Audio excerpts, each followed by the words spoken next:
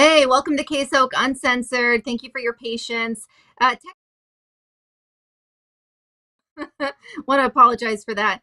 But we have a great guest who's going to be coming in here shortly. So we have Gabe, who is running for Oregon State Representative District 25.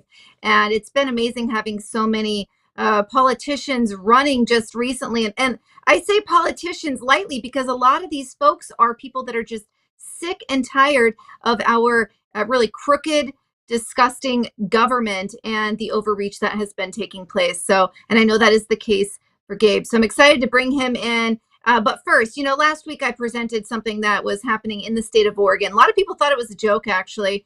And it's the fact that, the state of Oregon is spending a ton of money on equipping boys' bathrooms with tampons. Let me give you some numbers here on that. So think about the talented and gifted program, right? And that's for folks that or kids that are scoring really high and really need that extra challenge so that they don't drop out of school because they're bored. That does happen. That program for the talented and gifted programs is receiving $350,000 from the state of Oregon. Yet this new menstruation act that has gone into place recently or passed recently by Kate Brown and her cronies. That is $5.95 million, which is 16 times what we are spending in the state of Oregon on talented and gifted programs. So, it's not a joke. It's all too real. And we're going to have Gabe come in this room here shortly and talk about some more ridiculous things that are happening in Oregon, but more importantly, why he's running and why he needs your support. So let's go ahead and bring him in. Hello, sir. Thank you for coming on. Thank you. Thank you for having me. Oh my gosh, absolutely. So I was researching you before you came on, as I always do, and I really like what you are standing on, what you are running on, and that's just like I described a minute ago. It's that person that is just sick and tired of the status quo, sick and tired of watching our country slide off the map, our state slide off the map, and I appreciate what you're doing because a lot of people don't realize when someone runs for office, it's incredibly selfless. It's very selfless. If people actually look up what the folks make, it's not a lot of money. You're doing it for to save our state, and so I want to thank you for that. So yeah, really Thank appreciate you. you. Oh, That's absolutely. why Well, my I want to just campaign dive into. slogan, I was going to Oh, say, go that's ahead. why my campaign slogan is the people come first, because we don't come first right now. We come last. And they say we come first, That is. but we really don't come first at Mm-hmm. all. So, You're so one of the spot reasons on. why, I, do you want me to go ahead and tell you why I'm running? I do. Dive.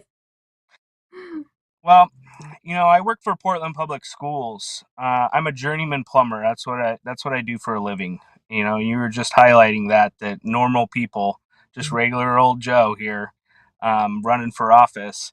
And the reason why I decided to run for office is because when Kate Brown's vaccine mandate came down on October 18th, that will be a day that will live in infamy for me for probably the rest of my life because it changed everything.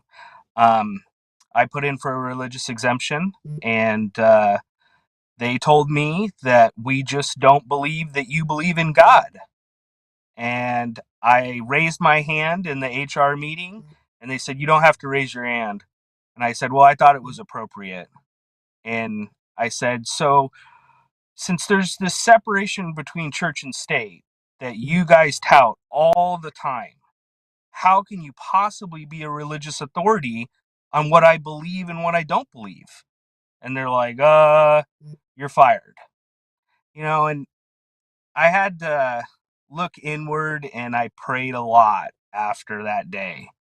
Like, God, what do you want me to do here? Do you want me to just leave?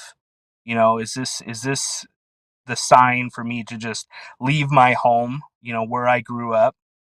Or what am I going to do?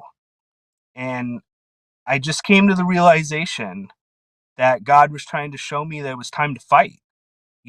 It's if I leave, it's only going to spread. It's just going to go wherever I go. So either we fight this now, or else what are we going to have for our children? And that's why I got in the Right. race. That's why I decided to run. I appreciate that so much. And that's something where, I've been in the same boat. I've thought about moving on and off for the past, for the first year of the nonsense that was taking place. And then just recently I'm like, in the last 6 months, I've really had to shift and say, stay and fight. And not, it's gonna catch up everywhere. Every state, it's like, yeah, some states are better than others right now, but the tyranny is, it doesn't see boundaries, right? It's going to go across state lines, and so we have to stay where we're at and fight tooth and nail, just like what you're doing, and ensure that this does not continue. I would love to pivot to the story of, while working for the school district, you discovered the system, the pipes. There were 70-year-old pipes, and you received flack when So, you proposed changing that out. okay, so when I came there, I thought I was really going to be able to make a difference for kids and stuff. And there's 95 schools in the Portland public school system, and I learned really quick that they don't like it when you try to change things. They the joke running around there was it's for the children. That's the joke around there. And it was so disheartening in the beginning when, you walk into a bathroom, and that's the thing is those kid bathrooms, there's only two different groups of adults that are ever going into those bathrooms, and one being a plumber, me, and the other one being a custodian. No teacher goes Right. into those bathrooms. Parents don't go in those bathrooms. So, and the principal doesn't go in those bathrooms. They don't see it, and it's filthy and dirty and disgusting. And when you have faucets where you have to use one hand to hold the water on and wash one hand and then wash the other hand. The little aerator that's on the faucet that makes it come out like that? These Right. faucets didn't even have aerators because they're Oh, so old, they're designed without them. That's how old these faucets were. Like literally the hot and the cold faucet was separated. It wasn't one faucet. So let me ask you this question. When you go into the bathroom and you're a kindergartner or you're a first grader and you know which one's hot, which one are you going to use? The cold one. So are they really right. washing their hands? And I brought this up, and I said, hey, we got to change these faucets out. We got to do something better for these kids. We need to have I even researched it. I found a non-expensive, good, like Chicago faucets are a good brand that is in a lot of institutions and places where there's a lot of public use. They make a good product, and I found one that we could replace all these faucets so these kids could wash their hands in the bathroom. And it was like hitting a brick wall. They were like, no, we're not doing that. And I mean, we're talking like, maybe at the most like $15,000 to replace all these faucets. Really? And they're like, no. And they spend millions on indoctrinating kids with gender identity and, you're racist because of the color of your skin. And it's like, what are we doing? Well, I can tell you right now that I managed to get 95% of those faucets changed out before they fired me because of the vaccine mandate. And Ooh, I nice. feel really good that I made a difference, for kids, being able to use the bathroom and wash their hands. After when COVID started, it became a bigger push to, I Right. twisted their arm pretty good. So, Wow. Wow. I mean, seriously, yeah, with COVID, of course, and they're like, oh, magically the interest shifts, and yeah, and somehow the money appears. But it's even more maddening to hear how little that would have cost. Though I love to hear that you did accomplish quite a bit. So congratulations on that, because that's huge.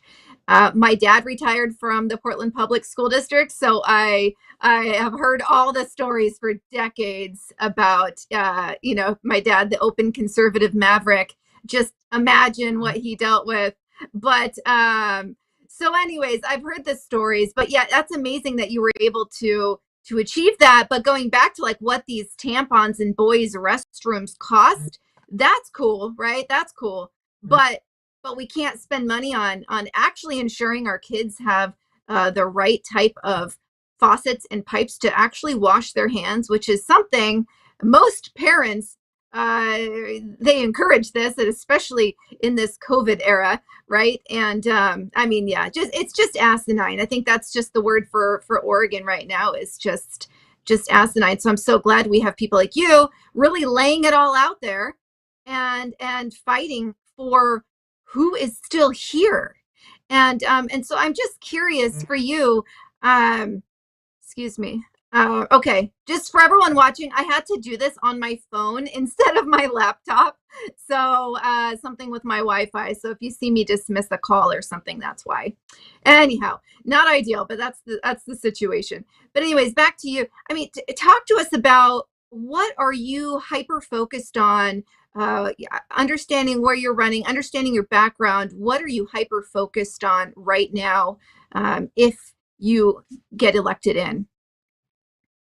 Well, in my district, we found out yesterday that a runaway on Monday was found dead in one of the parks, and they don't Mm, really know how she died yet. Um, but there was no alert that went out, no Amber Alert, because she was a runaway. I mean, she's 13. Um, I saw she, that. Yes.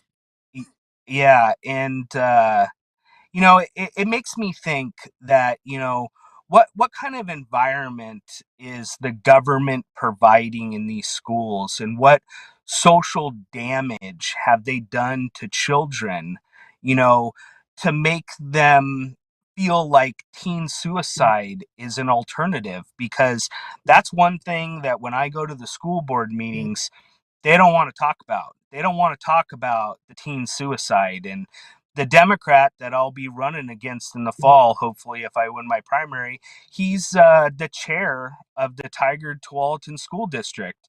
His name's Ben Bowman. And, Wow. he's kicked parents. I've watched him kick me out. He's kicked parents out and told us we're not allowed to speak and we don't have to let you speak. And all I can think in my mind is like, how is this guy going to represent the people? How is he going to Wow. be an advocate for people in his district when he tells parents in his district, you don't get to speak? You know, I thought you Oh, served at the behest of us. Yeah, and yeah.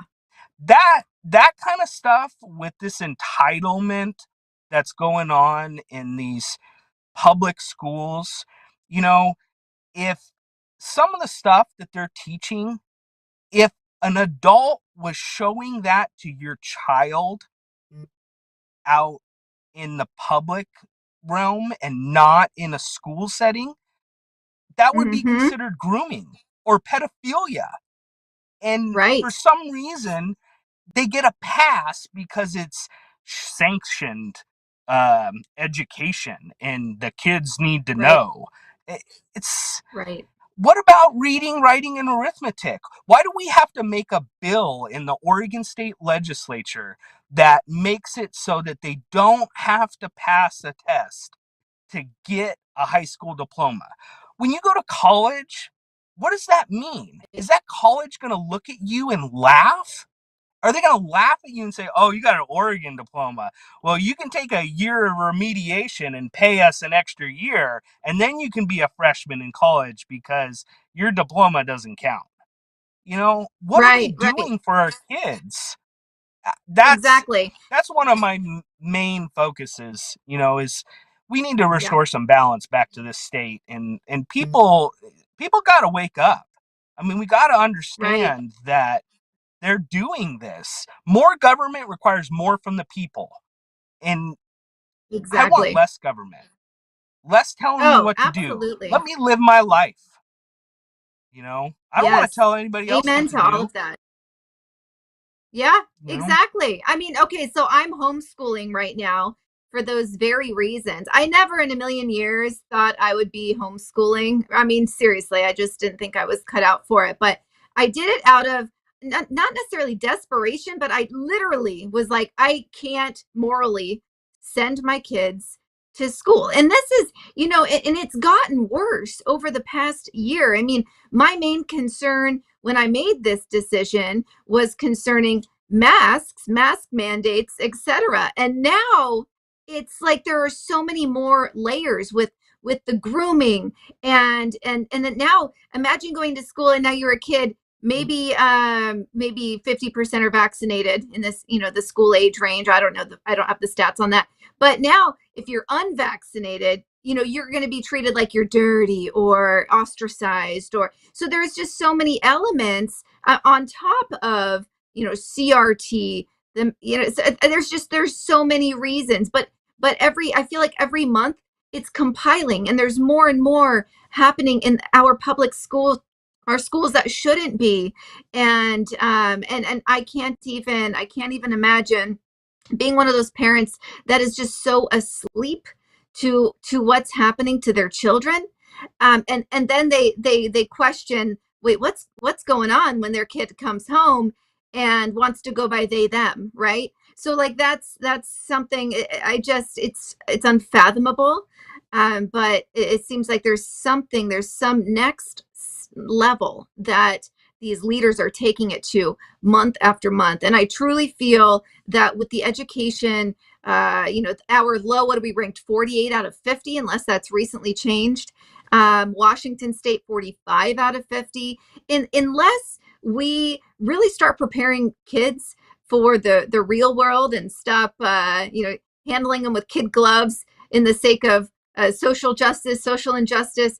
I mean, they're going to get out into the real world and be losers because they have never been held accountable, and they're going to flop. And but the entitlement that also comes with a lot of kids in this day and age, unless the parents, keep that in check, that combo is a combo for a collapsed society. absolutely, absolutely. It's it's a wonder where they'll stop. Even if we have to tell them no. That's what they need to hear is no, we are not doing that. That does not make any sense. What you're doing Right, is destroying kids' lives. And they want to call it, like they use words like equity and inclusion. Well, when you're treating somebody different because they don't have a vaccine, how is that equity right, and inclusion? That's right, discrimination is what that is. And right, exactly, they see themselves as so prideful as we're non-discriminatory and all this other stuff like that. Like, no, it's only if it fits your narrative. We just need to exactly, get back to balance in this state. We've had one party rule for 30 years. One right, party rule. They've had the supermajority like 7 times. And you see right, what they did in the supermajority that they had the last, budget cycle. They rammed right, all kinds of things down our throats trying to take away freedoms. How is that a representative form of government? We've got to change right, this exactly, or we're going to lose it. exactly. Yes, we are. What do we do? I mean, you're running, and obviously we need to have and this is nationwide. But what can folks, such as the parents, what can people do to help this? Like you said, I'm quoting you, rescue mission to save our state. Well, you're right. It is. This is a self rescue. Nobody's going to come save you. This is a self rescue. You have to choose. You have to make the choice. I suggest in parents, in schools, if you don't want them learning about, LGBTQ, or you don't want them learning about gender identity or anything like that, every parent is allowed to opt their child out of sex education. So if you go ahead and have the school explain to you how LGBTQ is not sex education. You know, it shouldn't be about what the teacher feels in the classroom. It's about doing a job and educating our youth. And that doesn't have anything to do with that. That's the parents' job to do that. And I mean, it's like they think these kids live in a bubble. Like they can't see it every other place on social media or interactions with their friends. Like they have to be like some savior and teach the kids, or else they won't know. No, that's not your job. Right. And that's what we have to get back to, is them doing their job, understanding what their job is and what it isn't. And we need to put that into law, what their job is and Right. isn't to do. And teaching kids that stuff, that's not. So I encourage all parents, opt your kids out of sex education, because they have to abide by your wishes. Another thing to opt your kids out of, you can opt your kids out of any non academic surveys. So those Hmm. surveys, they do all kinds of surveys and they try to figure out people and stuff. Okay. And this kids take all kinds of surveys about all kinds of stuff, especially with the equity and inclusion. So if you opt your kids out Wow. of that, one thing that happens is that doesn't stay in your kid's record. And you as a parent have the ability to opt them out of that. Only academic surveys is, it's a law in the state of Oregon. And that's another thing that I want to do. I just really want to educate the people, like, hey, we've got all these good things that can help out parents. Like there's Every Child Succeeds Act. You have the right to see the qualifications of your educator that educates your child. And if that educator doesn't have a psychology degree, how can they talk to your child about gender? How can they possibly have any Right. idea? What, are they just making it up? Or how it makes them feel? No, it's not their job. Right. You know, you Right. also have the right to get into the classroom and be a participant in the classroom. They cannot deny you that fact.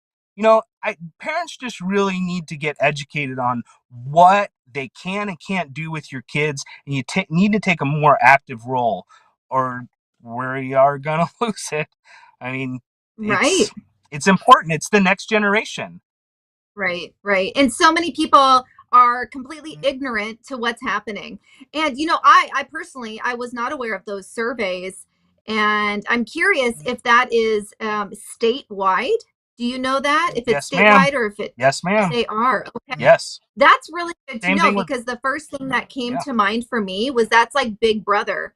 Trying to see, are the parents conservative? Are they religious? Just trying to pin something on the household for future control. That's the first thing that came to mind for me. Wow, I had no idea about those surveys. I'm curious how many mine took before I pulled them out to homeschool them. Yeah. When you're homeschooling, we homeschooled our kids too. And, when we pulled them out, my son, he's 11. In the last 2 years, he's upped his reading and math level so high. He reads at a 10th grade level, and he does math at a ninth grade level right now, and he's 11.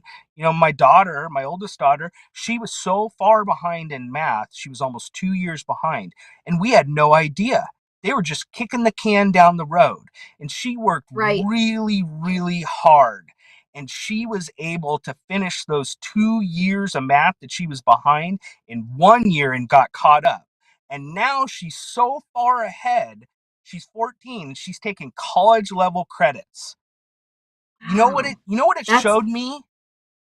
It showed me that if they were part of the public school system, they would just be held back with the rest of the kids. right. You only get one Right. chance. You really only get one chance to do it True. right, to make a good human being that's going to be a productive member of society. And I don't want to screw it up. I don't. I owe Wow. it to my kids. You know what? That really resonates when you say you have one chance. I mean, it's true. There's no do over. You don't get a wipe the and start fresh. Like the every second matters, every day matters. So yeah, that's really an impactful statement right there, and it's so true. I mean, it's simple as that. It takes sacrifice to homeschool or even to seek out, some that can't afford private school. That's great, but yeah, I mean, I don't see another option at this point in time. It's just, I think that's fantastic, and it really shows you, really, like, the classrooms are overly crowded. I know my kids were in like 31 kid classrooms, and I'm like, yeah, there's no way. There's just no way. Like, how do you, unless you're just one of those that can just hyper focus that young age, which is incredibly rare, you're going to get Yep. lost in the system. So it's been about the parents for so long. I know a lot of parents that come from, like, from a different country, and Mm-hmm. they see school in the United States for socialization, and they do the teaching at home. And so, and of course, this is going back before socialization became indoctrination. But anyways, yeah, no, everything you're saying is really powerful. Let's talk about election integrity. Hard pivot here. Uh, I Okay. just want to, So before we dive into, I just want to tell you something I personally experienced today, and that is the fact I have my ballot, right, and I need to turn it in.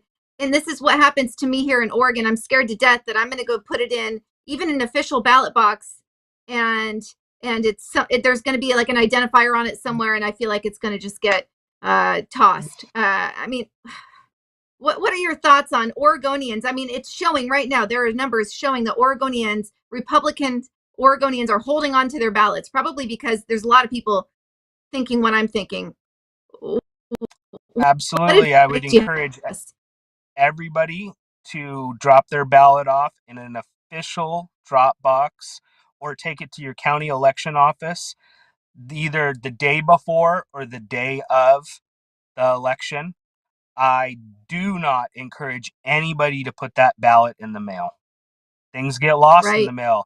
Government makes mistakes. You want to take away every single ability for there to be a mistake with your vote.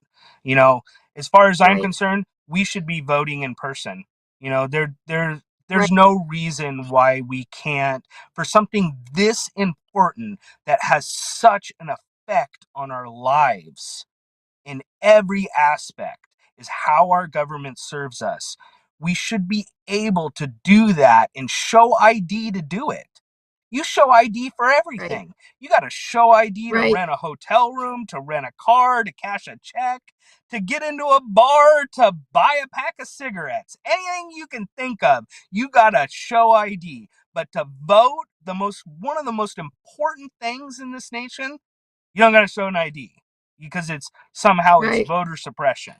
It makes no sense. With the voter integrity in Washington County, we asked Washington County to get the clear vote data along with the ballot images so that way we could look at it, and it's supposed to be public record. Well, they kind of fought us, and the Washington County DA, Kevin Barton, who's running for re-election, which I highly endorse, he looked at the county and said, "There's no reason why they can't have that," and he said, "Give it to them." Well, then the county immediately sued us and said, "No, you can't have it," Oh, and the Secretary of State got involved, and in the process of us trying to get the data, they gave us these ballot images. It was almost 8 terabytes of data. And wow. they gave us the database software, which we were asking for, that way you can see how the votes tabulated. They gave it to us on accident. And then we Oh, told them, because we have lawyers involved and it would kind of be an ethics violation, so we told the state, hey, you gave us this, and they immediately went to the judge and put a stay on it for 10 days. You can't duplicate, copy, disseminate, all kinds of other stuff. with that. And it's like, Wow. what are you so scared of? Are you scared that we're Right. going to find that you cheated? Are you scared that Right. you know, that we're going to find something in there? As far as I'm concerned, it should be public source data for every single county, every single election, all the way down to a special election.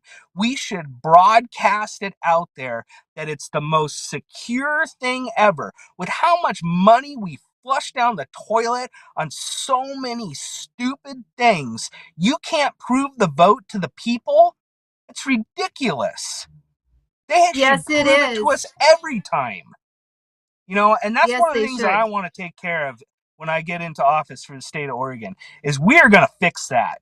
We are going to prove to the people that their vote counted every single time. No exceptions.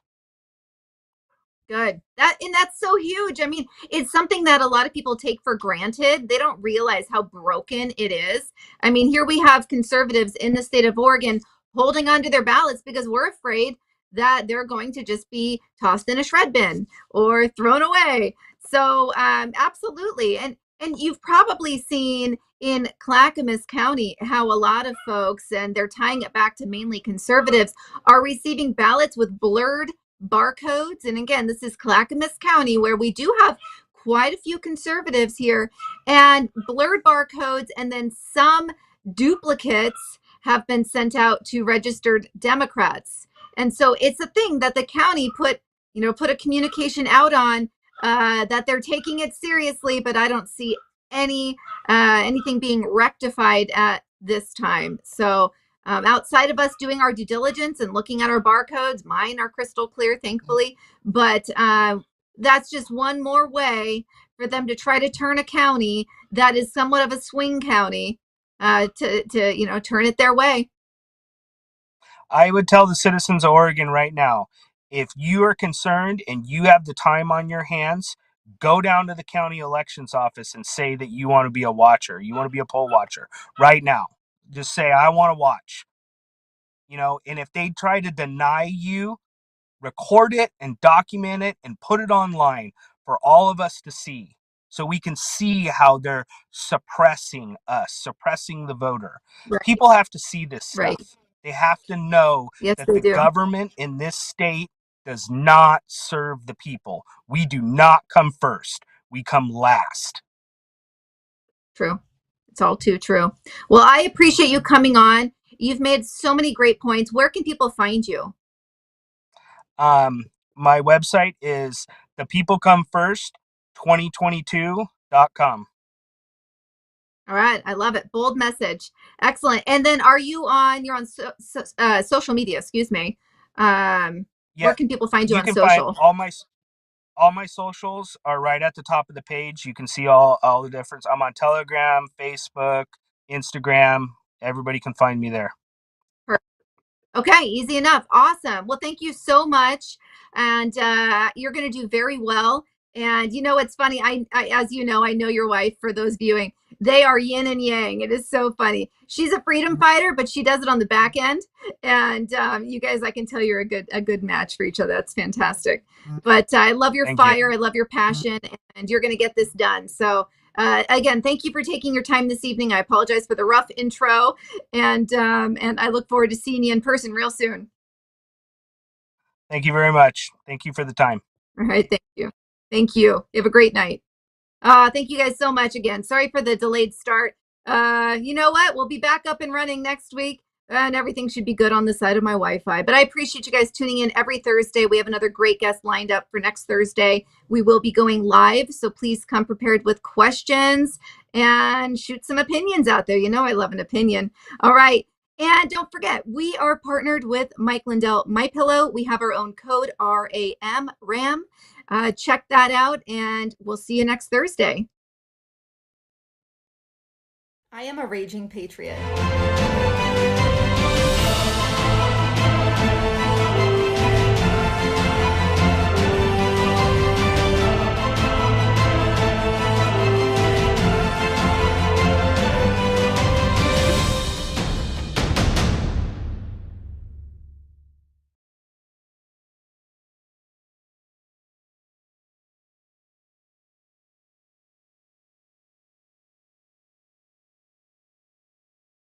My name is Joey Lynn Massaros.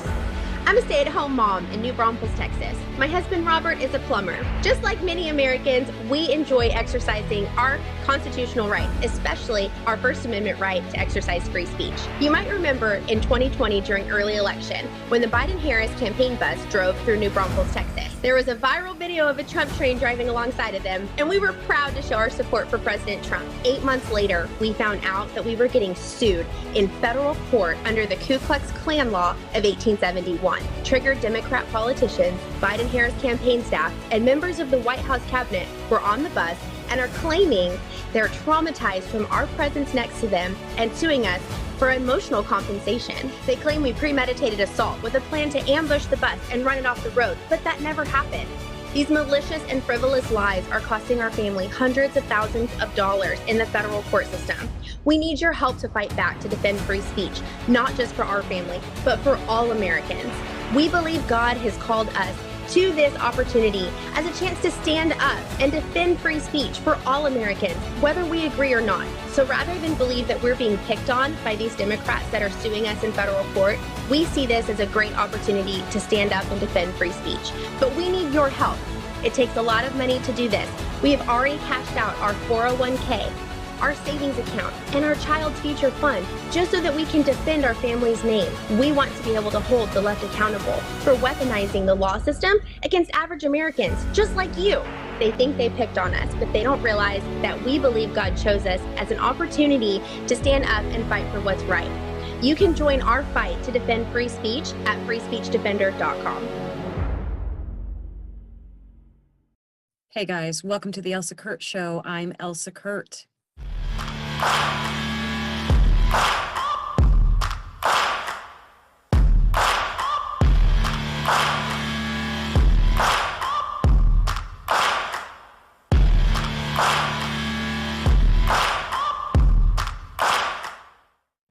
All right, today's show is a really special one. We're talking about a topic that is very near and dear to my heart. As a law enforcement spouse, a first responder family member, we're talking about mental health today, and I have a special guest on who's going to share some really valuable information and a lot of incredible insights. Stay tuned. Hey, family, if you're looking for the perfect gift for the reader in your life, why not check out one of my books? They're all available on Amazon and most major online book retailers, as well as elsakurt.com. All right, guys, welcome to the show. As promised, I have Michael Segru here today, and we are going to be talking about a whole bunch of stuff, but namely his new book that just came out today. It's called Relentless Courage, and I got to look at it again. It is Winning the Battle Against Frontline Trauma. I had to pause there. Winning the Battle Against Frontline Trauma. This book looks absolutely amazing. How you doing today? Doing great. Thank you. Thank you so much for coming on the show. I know that you are super, super busy between promoting for this book and going on lots of shows like this and doing videos. You're like a superstar right now. You're in a lot of things. It's very, very cool. It's crazy times. Yeah, it's nonstop right now, but it's all good stuff. So it's exciting stuff. Absolutely. And for what an incredible cause to fight against the stigma of mental illness and mental health. And I think it is so incredible what you're doing and so needed. So thank you for doing what you're doing. Absolutely. It's my mission in life now. And I almost became a victim of it. And now I'm here to show hope and show light and show that you can come out the other side of this. Yeah, your story, I know, from what I know, is pretty incredible. Your journey is pretty incredible. So could you tell us a little bit about your journey through the military, how that came about, and was this always your calling? I'd love to know your backstory. Absolutely. So I was born and raised in Northern California, in the Bay Area. And honestly, I've had an interest in both the military and law enforcement since I was a young child. My stepfather, who came into my life very early, he was a police lieutenant here in the San Francisco Bay Area. And so I became a police volunteer at 8 years old. And after that, I was a police explorer in high school. And my path originally was going to federal law enforcement, to the FBI. And so my plan was to go into the military as a commissioned officer, do my 4-year commitment, get out, and then go into civilian law enforcement. And some things happened, some things changed. I did go into the Air Force as a second lieutenant after I got my degree in criminal justice, and I went into security forces, which is military police, and I served all over the world, South America, Middle East, all over Europe. And I came back in 2004 and I went immediately into civilian law enforcement. And I got hired by the Walnut Creek Police Department, it's about 15, 20 minutes outside San Francisco. And I've worked there for 14 years until I ultimately medically retired in 2018.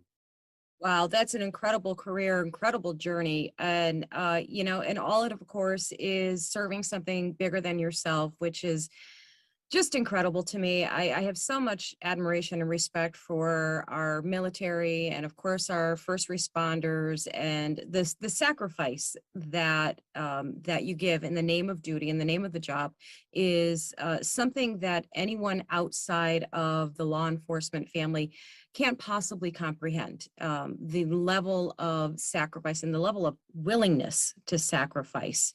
And the obvious statement to that, follow-up to that, is the toll that it takes on you. Can you talk a little bit about that? Absolutely. And that's actually one of the purposes of our book that just came out, is we want to show the human side behind the badge and behind the uniform. And not to just, veterans and fellow first responders, but to their loved ones, their family members, and even the general public. And the facts are, there's a couple key facts to consider. The first is that we are literally exposed to hundreds and hundreds of traumatic incidents over our careers. And, the most common that come to mind that we see on a regular basis are suicides, whether it be homicides or natural deaths, child abuse, sexual abuse, whether that's to a child or to an adult, disturbances in progress, you name it, horrible traffic accidents where people are seriously injured or killed. We're the ones that have to go to these horrific scenes. And when we go there, we have to be in control. We have to do our job. And we can't show our emotions. We can't show our vulnerability. We can't show or talk about the fact that these things take a toll on us. And that's part of the stigma and culture, is that we don't talk about this. We don't talk about the human side. Usually we just go from one call to the next call and so on and so on. And if you add on top of all that, the current pressure, especially for law enforcement members across the country, with the BLM movement, with the defund police movement, we're literally losing support at all levels, at the federal level, state, county, local governments. We're at the point now where we're literally on an island. And so you take all this pressure, all this exposure to trauma, and then on top of that, you have this betrayal or abandonment from people who should be supporting you, should be having your backs. And, the simple truth is that we are one of the few people that will go out there every single day, put our lives on the line for complete strangers. I mean, knowing this and knowing that we may not come back home to our families. And what I hear, which just infuriates me, is, oh, well, this is what you signed up for. This is what you should expect. And that's not what we're talking about here. We're talking about that we are willing to lay our lives down to protect complete strangers. Absolutely. And that's what we do. And that's what I want people to understand who aren't first responders, that, usually you only see us on your worst days. When somebody calls 911, we're it. We're the last resort. We're the ones that have to go into the most dangerous of situations, up to and including an active shooter situation at a school as a prime example. And we have to neutralize that threat. I mean, literally, there is nobody else. Right. Yeah, absolutely. Michael, my blood boils when I hear people say things like that. And you're absolutely, I don't know if you know this, I'm a law enforcement spouse. And this is part of my passion as well, to, give voice and give platform to people like you who are doing the job and helping these people who, are first responders who need this help so desperately. And what kind of started me on my trajectory was comments like that, like this is what they signed on for, boo hoo. And, my response after I learned to temper my response a little bit and swear less kind of became, yes, that's absolutely right. They chose it. So say thank you, because I don't see you doing it. I don't see you running towards the danger. So just say thank you. And, that sort of kind of shuts them up. But, unless they're behind a keyboard, keyboard warriors are. Absolutely. And the other side, which I didn't mention, and one of the main purposes behind my book is that, and this applies to all first responders and military to include, that we are much more likely to die by our own hands than the hands of another. And that's a fact. I mean, the facts are that, we train for combat. We train, drive vehicles fast, defensive tactics, how to shoot weapons, arrest and control techniques. But we don't train how to acknowledge when we have mental health issues, when we have things that are bothering us. And so we keep it inside, and we're so good at putting up this front that everything is good, nothing bothers us. And we feel obligated that we have to constantly put up this image to the public and those around us. Where inside, we're literally suffering and dying in silence. And so that's why we need to talk about this. That's why we need to address it, because we need to save the lives of our first responders and our military members. And I think, and correct me if you think I'm wrong, that even extends to when you go home, because you have this need as a caretaker, as a, someone who does what you do, you tend to think that you need to protect your family from your own demons. So you don't talk to them, you don't share with them what's going on, you mask it there too. So you literally have nowhere you can turn to release all of this, to kind of get rid of it and share it and purge some of the awfulness. You just keep bottling it all in. And, obviously that is so detrimental to first responder law enforcement families, and why the divorce rate is so high, because there's so much disconnect from what's going on with our LEOs, our Leos, and what's going on everywhere else. They just can't break that wall down. And it's terrifying as a spouse, as a family member. I couldn't agree more with you. I mean, that was one of the biggest mistakes that I made. Is from day one, I made a conscious decision that I would never bring the job home. I would never talk about the job to my spouse. And it absolutely did cost my marriage. It cost my marriage. And it got to the point where when I needed to talk to her, it was too late at that point. And I'm not advocating to share all the gruesome, gory details, but as a simple example, and this is pretty common, if a first responder comes home and you're in a bad mood, you need to communicate, first of all, that it has nothing to do with your spouse or your kids or your partner, and let them know, hey, I'm sorry, but I had a really tough day today. I need some time to decompress. Just, give me a little bit of time. And when I can, I'm gonna talk to you a little bit about what happened today, just so you kind of know why I'm so bothered, but it has nothing to do with you. And you have to make it clear on a consistent daily basis, hey, I'm having a bad day, but it's not you. It's what I saw today.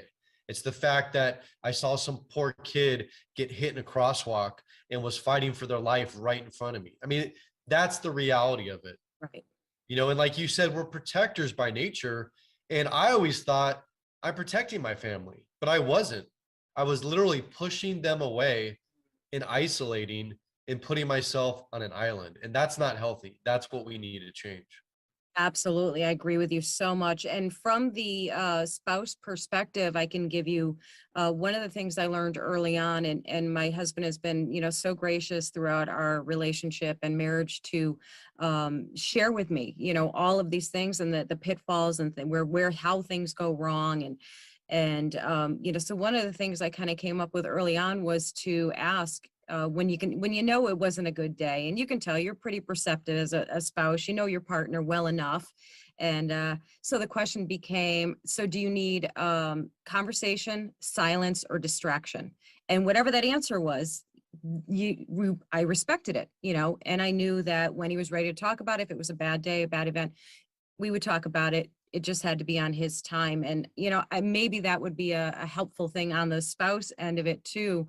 But I love what you're saying. And I think that police officers and all of our first responders, of course, can benefit from that advice from you so much. Just that little tidbit of information, just what you said, it's not you, it was a bad day and it's not you, because I'll speak for the women and say, we always think it's about us. We always think you're mad at us, and that's what we go to right away. So I think that's such a game changer right there, that little bit of information. So that's phenomenal advice or insight. Absolutely. And it seems so simple, but if you start this in the beginning of your career, or if you even just start it, I mean, this is basic relationship advice that we're talking about. So this applies to anybody, but literally start it when you're in the training academy, before you start the job. And I can take this a step further when we're talking about communication, and we need to change the culture and normalize talking about it on the job. I'm not saying make it a huge deal and stop everything that you're doing, but as we go to these traumatic calls, whether you're with a partner, you have a supervisor, once you've cleared that call and you've got a few minutes of downtime, or if it's at the end of the shift, just have a conversation, get it off your chest. I mean, part of this is just literally not keeping it inside, but you have to have somebody that you trust who is going to not judge you, who's going to understand you and support you. And that's the key to this whole thing, is trust and support. Michael, doesn't it feel like that should be, with everything that you've learned and discovered throughout this whole journey, doesn't that feel like to you like this should have been and should be such an obvious thing, like such a given, that this should be part of the whole existence of law enforcement, that it should be matter of fact that when you have a traumatic incident or incident or anything like that, there should be some decompression time where you do talk about it, you do something, anything to learn how to process and deal with it. And that does not seem to be the case. No, it doesn't. And I speak all across the country. And, here in California, we're pretty progressive and we're doing a pretty good job. There's still lots of areas for improvement, but I've been to some states where it is downright scary. And the stories that I hear, and from the few people who have taken that risk where they've decided to share things, then they've faced repercussions, whether that be professionally from their administrators or their supervisors, or being outcast by their peers. Right. And that is what leads to suicide. It's not oftentimes the trauma itself. It's the fact that when you need that help, you feel like there's nobody who will understand you. There's nobody that has your back in that way. Right. And, the ironic thing is, and I've talked about this before, but I trusted my brothers and sisters to the fullest on the street. I knew that if I was going into a big bar brawl or domestic violence situation, any potentially dangerous situation, I knew they had my back. I had no doubt. I knew they would be running towards the danger with me. But why is it that those same brothers and sisters we can't simply turn to and have a heart-to-heart conversation? I mean, straight from the heart, and just be real. Why can't we do that? Absolutely. I agree. It would save, I think, so many lives would be saved and changed for the better with just that little bit of communication, because I'm sure in your experience, you've probably found that anytime that you have done that since all of your experiences, all the experiences are relatable. Everybody understands, nobody can understand what you're going through other than the people who have been through it as well. So it should be matter of course that you guys would be talking. But then again, at the same time, I totally understand the stigma, and because of everything you just said, it could be career ending. It could be trust ending between your peers, because if you get looked at as, having any type of mental strain or anything that may make you appear weak to your peers, they're going to be afraid to work with you, to trust you. So, I mean, it's a really, really difficult position to be in. And thank goodness people like you are out there changing this terrible culture of silence, suffering in silence. And that's the thing, is that I'm not unique. I'm not special. And when I do talk, whether it's on interviews or in person or other people, something I say is going to resonate with them because they've, like you said, they've experienced similar situations, maybe the same situations, but the feelings are all the same. And that's the key, is that, me, when I asked for help, that was the most courageous, bravest thing I've ever done. And that's where we need to change the perception, because right now, asking for help is looked at as being weak. It's looked at as being shameful. And it took me 4 years of suffering to get to that point. When I finally got that strength and courage, and I didn't believe it at the time, but when I look back now, I know without a doubt that that was the bravest thing I ever did. It wasn't anything I did in the military. It wasn't anything I did on the streets. 4 years is a long time. That is a long time to be in a dark place. I can't even fathom suffering like that really alone, because you didn't feel like there was anybody that you could talk to. Was there a moment, was there something specific that, and of course you don't have to share it if you don't want to, but was there something specific that happened that made you just flip that switch and say, I'm going to ask for help, I'm going to get help? There was. So let me just back up a little bit. And so what started this whole kind of process was I was involved in a fatal shooting. And there was a man with a butcher knife who was trying to kill a couple and then tried to kill myself and my partners. And so, we had to take his life to save lives. And in that instant, that very instant, my life changed. I mean, everything around me changed, but it started a series of events. One of the biggest events was a federal lawsuit that drug on for almost 4 years. And so the shooting happened the end of 2012. And I actually went to federal court in San Francisco in September of 2016. And I was defended, where I felt like a criminal, in a full jury trial in a federal court building. And we eventually prevailed through that trial. But that whole time of suffering, I told myself, once this trial is over, everything's going to be great. My life's going to go back to normal. And the polar opposite happened, because during that trial, I heard all these crazy theories from the plaintiffs saying that we planted evidence and we just cold-blooded murdered this guy, when in fact we had two victims that we saved their lives. They testified to it. And in my case, the guy that I killed had an identical twin brother, and he was in the courtroom with me. So that same face I couldn't get out of my nightmares for 4 years, his family members were there. And the bottom line is, I have a lot of guilt because I didn't do anything wrong, but the fact is I still took a human life, and I have to live with that. And so when the trial ended, I just started nosediving. I started putting myself in dangerous situations at work, hoping I died in the line of duty. And I was literally putting my officer safety aside, putting my judgment aside. And it was the opposite of suicide by cop. I was hoping some bad guy was going to kill me on duty. That's what I was hoping for. And what changed that was, about a month and a half after my trial ended, my best friend, his name is John Davison. He was a Vietnam veteran. He was also a 35-year reserve officer. He was my best friend. He tried to kill himself when I was on duty. And I got to the hospital just as they rushed him in, covered in blood. And I didn't think he was going to make it. And that's where I felt the guilt and the shame that I didn't see it in him. I didn't recognize the warning signs, and I started blaming myself. And all I could think about was my young daughter at the time. Is she going to blame herself? And that was what pulled me out of the darkness. So my best friend, John, by trying to take his own life, actually saved my life. Wow. Wow. Absolutely incredible. And how old is your daughter now? She's 11, and she is my world. She is my world. Thank God for kids, right? Our kids are everything. And what a gift that she doesn't even truly comprehend how much of a gift she is, right?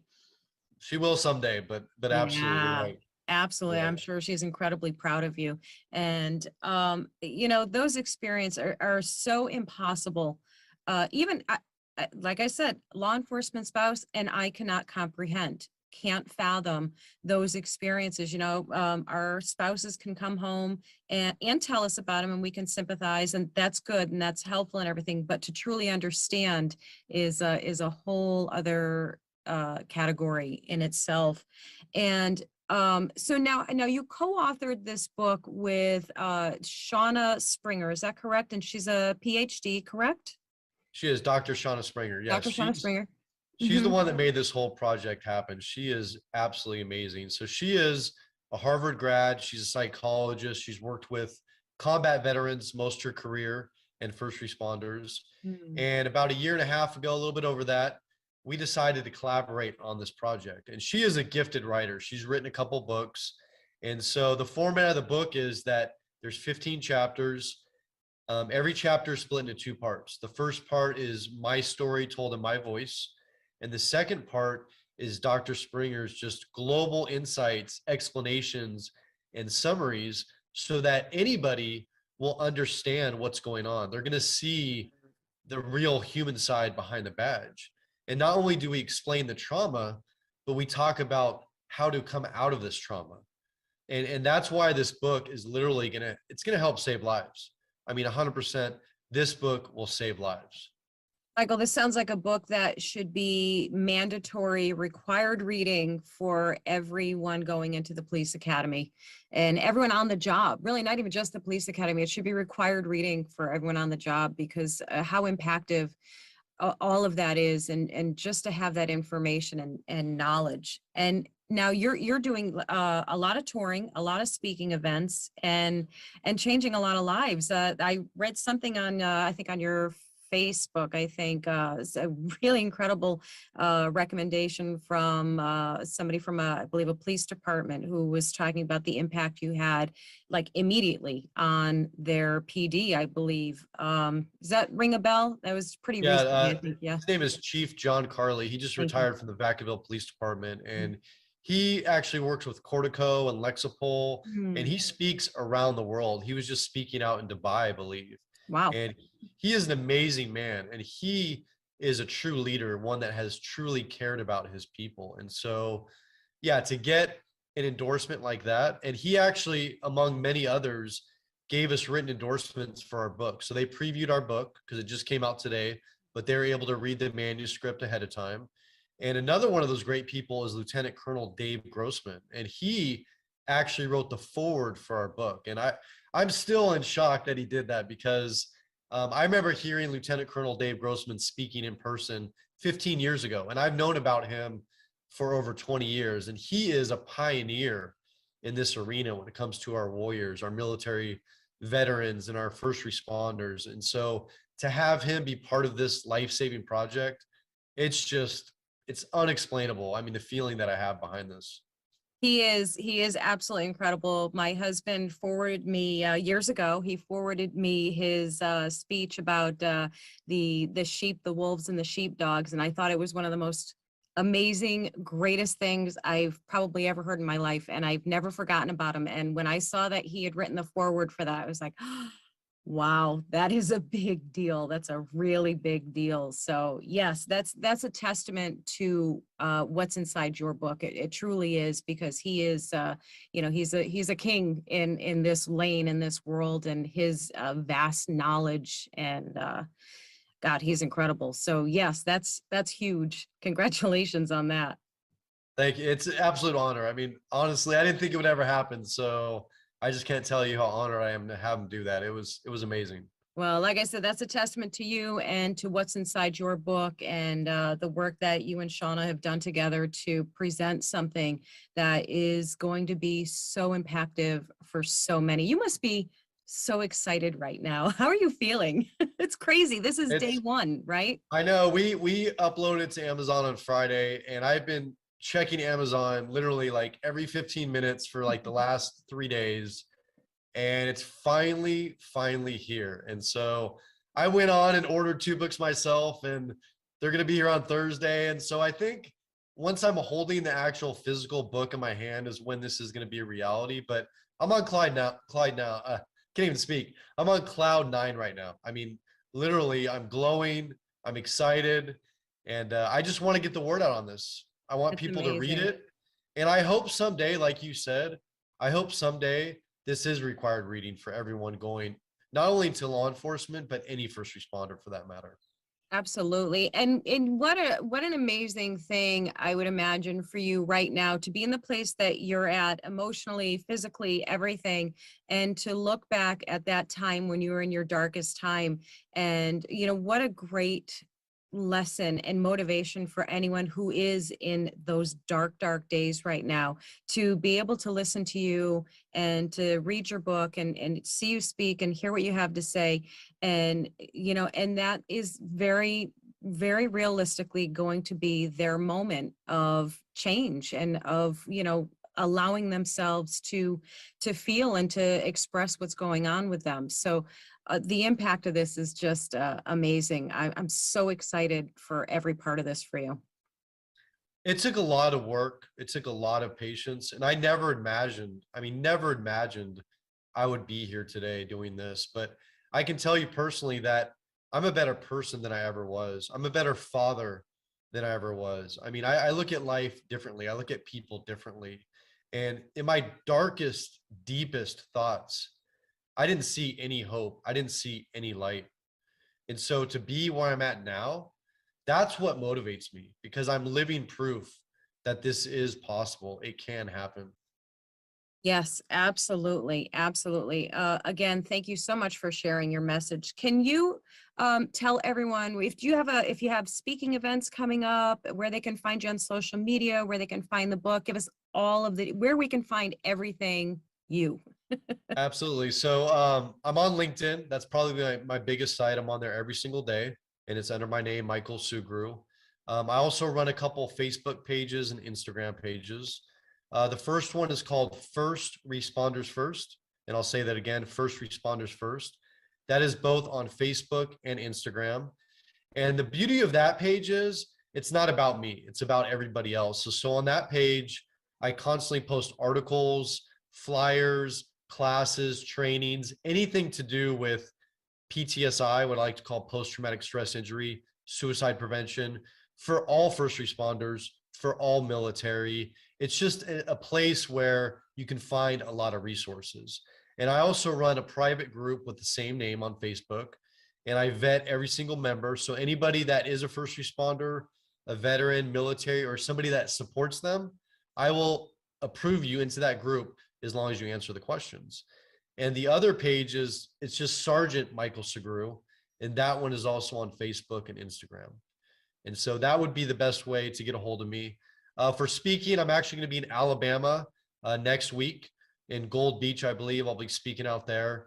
I've got like 4 different ones lined up here in California in the next couple months, but lots of big things happening. Also working on a full-length documentary film, which is called Residual, and they're just starting it. So yeah, lots of things are coming down the pike. So exciting. I've been on all of those pages. I'm in those groups, and they are phenomenal groups. The wealth of information that you share on there is just priceless and well run. So yeah, they're great pages. I highly recommend them. And and we're going to put at the bottom of the screen there, we're going to have all those links for everything so everybody can get right to those right away. Michael, you've done so many of these. Is there any question that you have not been asked by us yet that you wish we would? No, you've done a great job. The only thing I want to reinforce is that if somebody's out there listening to this and you're struggling in silence, I know you probably think you're alone. I know you probably think that nobody feels like you're feeling, but I assure you that you are not alone.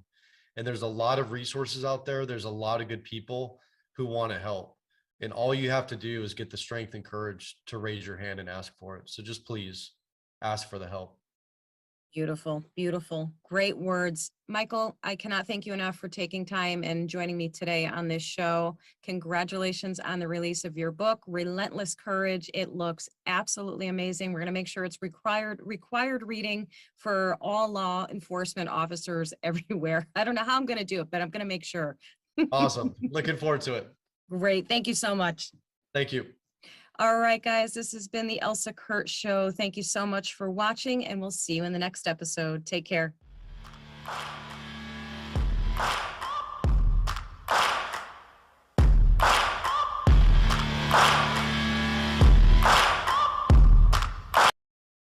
Should anti-gunners be held accountable for dangerous gun laws? Biden the buffoon and Elon Musk go to Texas. This is The Loaded Mic, and I'm Dan Was.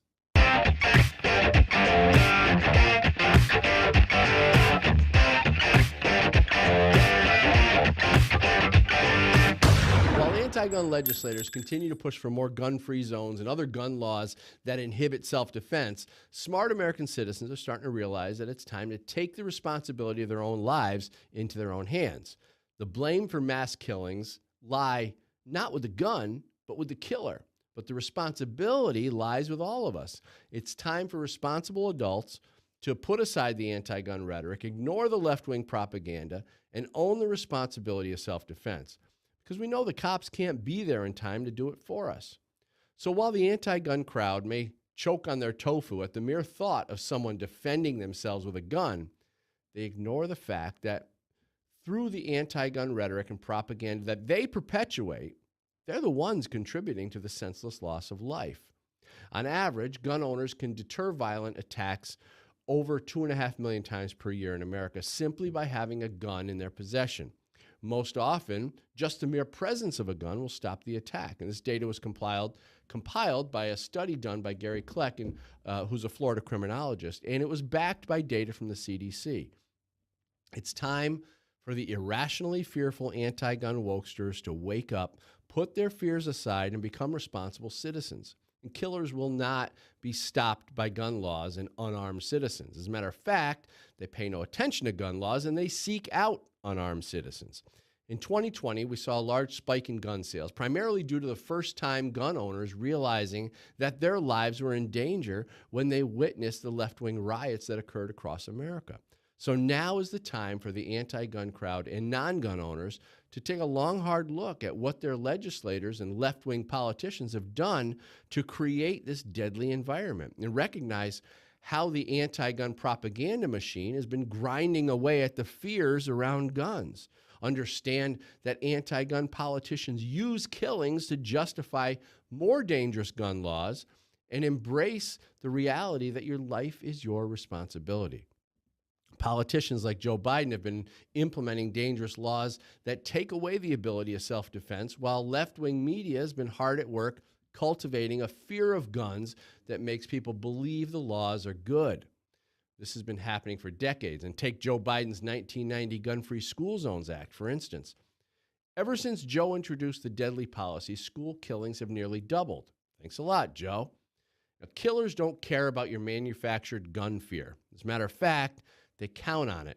And the cute little sign you put on your business that says no guns allowed is a notification to the bad guys that you value politics over your own life and the lives of your customers. Although the anti-gun crowd may want to be dependent victims, real Americans demand accountability and resent the unnecessary risks that the anti-gun crowd create by making their neighbors defenseless due to their own irrational fear of guns. So to the anti-gun crowd, it's time for you to wake up and grow up. Your life and the lives of your family are your responsibility, and stop making others responsible for your bad decisions and irrational gun fear. So we're going to talk about that today. We're here with John Chiara and Anthony Diso. So there it is. The anti-gun crowd, the scared anti-gun wokesters pushing for more gun regulations that ultimately put people in danger. How long do we have to tolerate this crap? Well, it's so funny because the one line, it was totally true. Like, we'll put a sign up and tell people that there's nobody here that's going to confront them if they come in and try to steal stuff. It's like, you might as well be saying, come on in, everybody's unarmed and helpless. This car is unlocked. Okay. Yeah. You know, it's like, yeah, so it's crazy, and it's irrational, and it's getting worse and worse and worse, so I don't know what's going to happen. Midterm elections, maybe something will change, right? Yeah, So I hope so. Yeah, we can only hope. I hope. But so that's what I mean. A lot of the new stuff that they're pushing, like the whole freaking ghost gun thing. Now the ghost gun, it's getting so ridiculous. It's like they need something to put on the news, and they need words that we can talk about stuff. It just doesn't make any sense. Well, isn't it obvious to some of these people who support gun legislation?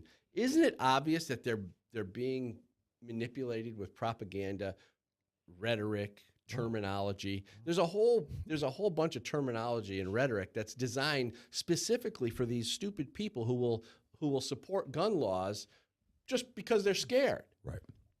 Gun violence, the big one. Ghost guns, weapons of war. Assault weapons. Assault weapon.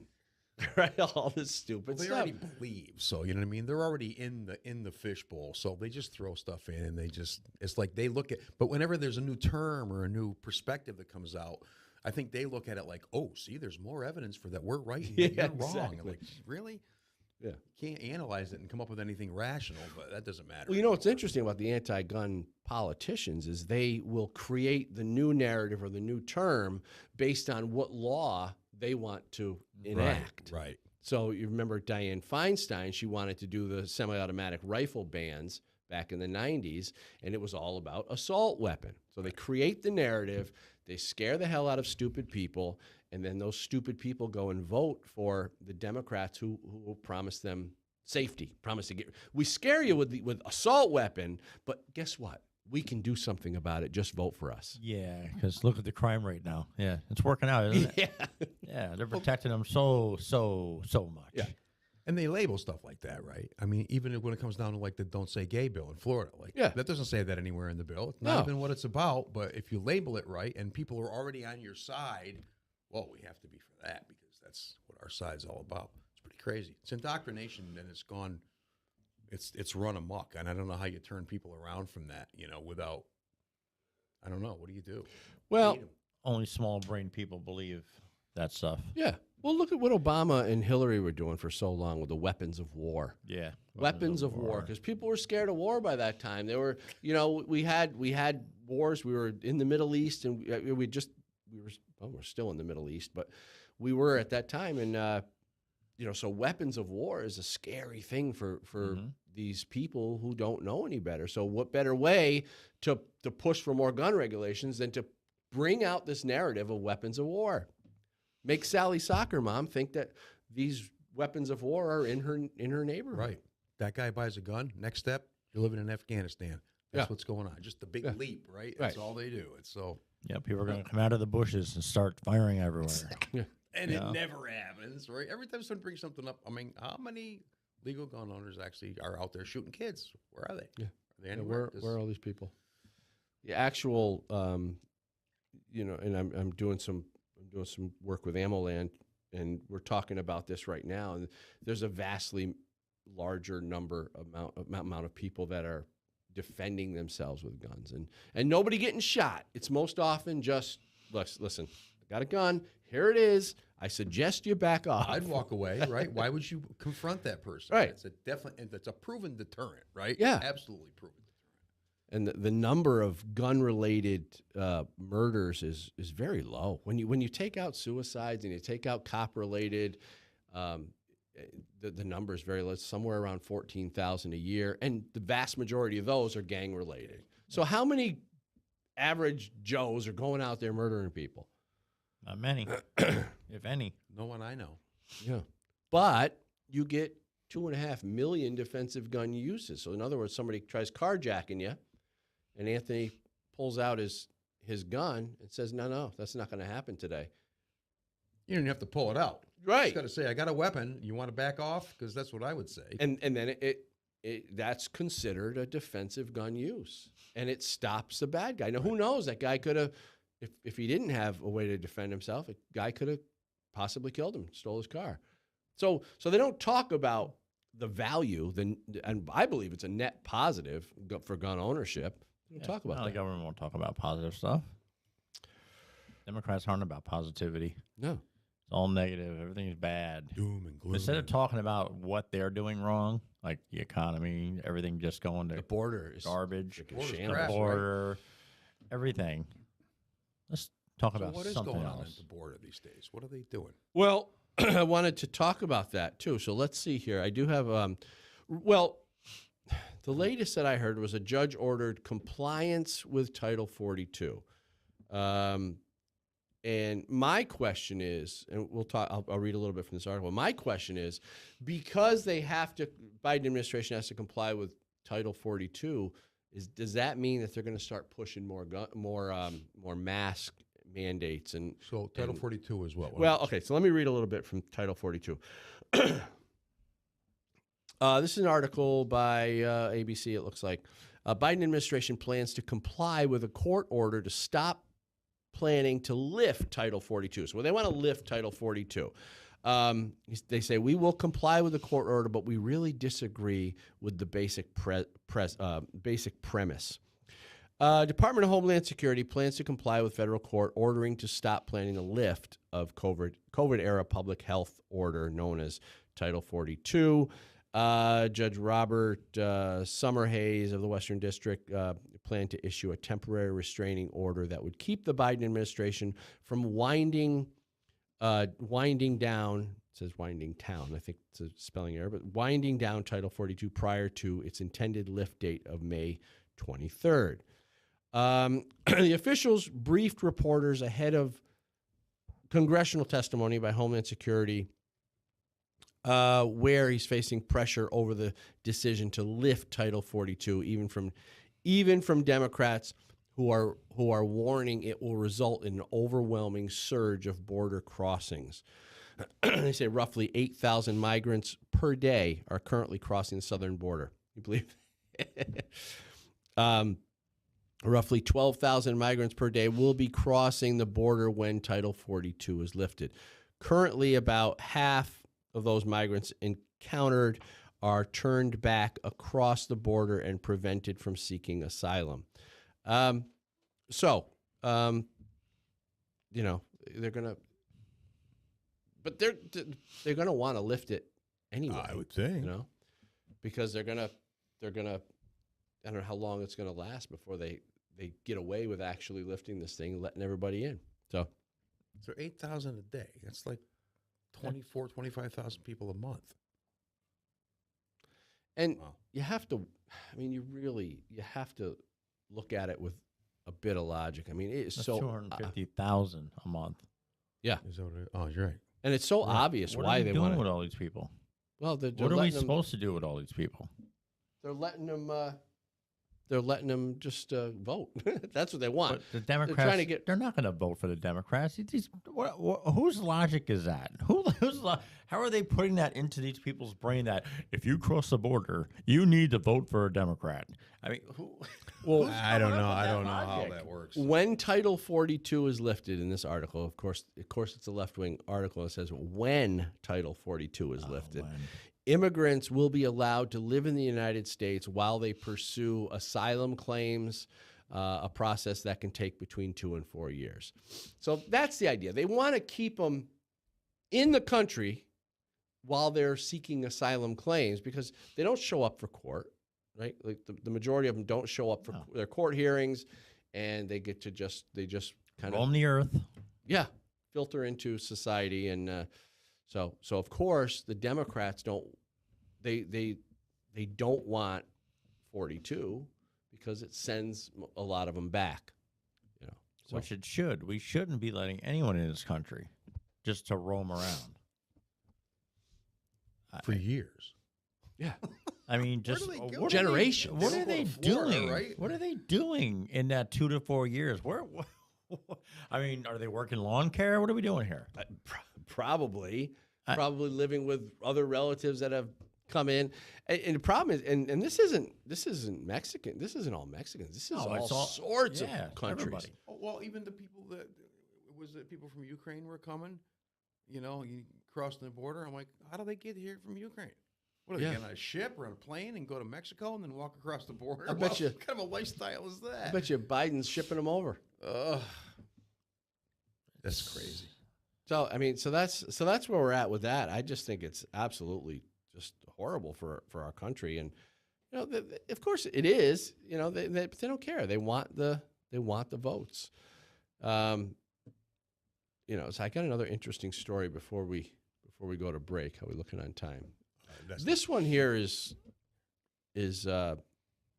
pretty disturbing. The whole Disney woke thing is just. Yep. It's really bad.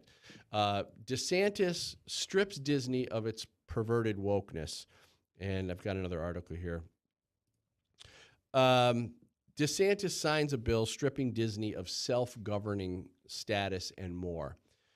This is from, where is this from? Oh, DennisMichaelLynch.com.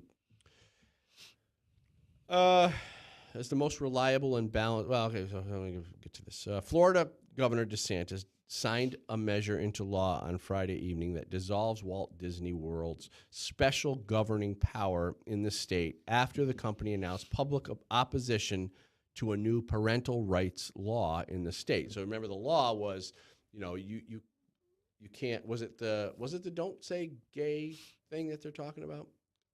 You can't teach little kids about homosexuality. Sexual stuff up until they're a certain age, right?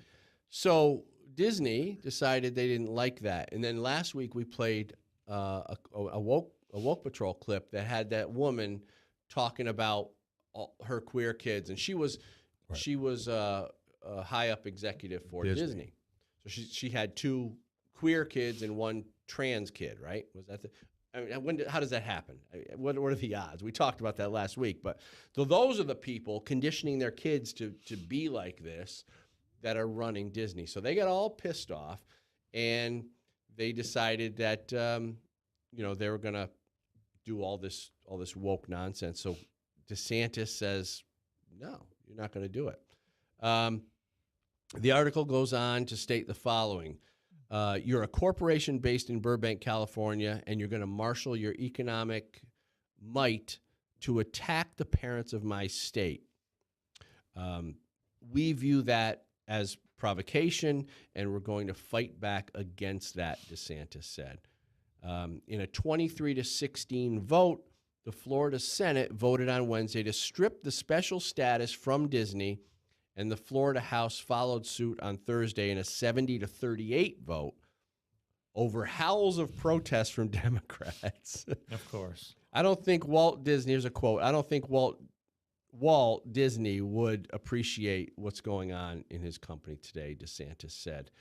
The state went on to say, Governor DeSantis signing a bill removing Disney's special tax exemption. The state is governed by the best interests of the people of this state, not by any woke corporation. We're not going to let them take over our state. It's going to be a battle, I assume. Yeah, well, I heard yesterday too, listening to Viva and Barnes, the legal show, where if they take away their rights, they also take on all their debt.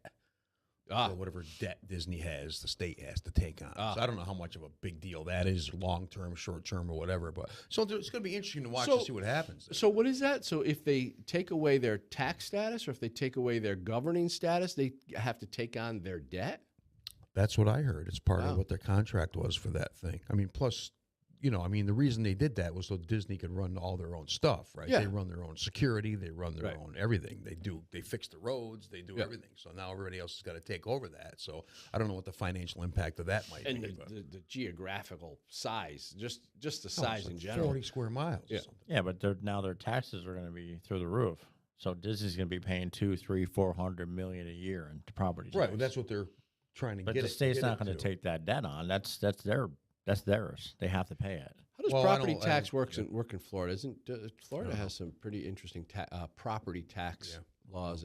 So I'm not sure on that, but I like the idea that they take away their self-governing, because with self-governing, Disney can their own laws. Teach your kids to be gay. Now they can't do it. Well, that's like having somebody have Sharia law in downtown New York City or something. Right. You know what I mean? It's like, even though they did agree to that years ago, but obviously it's something that can be taken away if they're challenging it. They must think that they can take it away. What's that town or city in Michigan that's Sharia law, and the cops don't even go in there? I forget the name of it. Why would we even allow that? Well, if they did it, definitely wouldn't go in there. Well, first of all, the city's probably run by Democrats, and they're just trying to pander to whoever. They love the terror. They seem to love terrorists and all that stuff. What's up with that? I don't. Why would you give anyone that law? They're savages. Well, they don't. When you're defunding the police and defunding this and that, and they don't have extra stuff to go in there. I mean, would you want to be a cop and go in there? No way. But I thought Democrats were for women's rights. Yet Sharia law says you can have multiple wives and you can beat them. Mm-hmm. So How does that, right? That's what we do in America now. We just give people their own governing That's what laws. Democrats in want to certain do, it states. seems.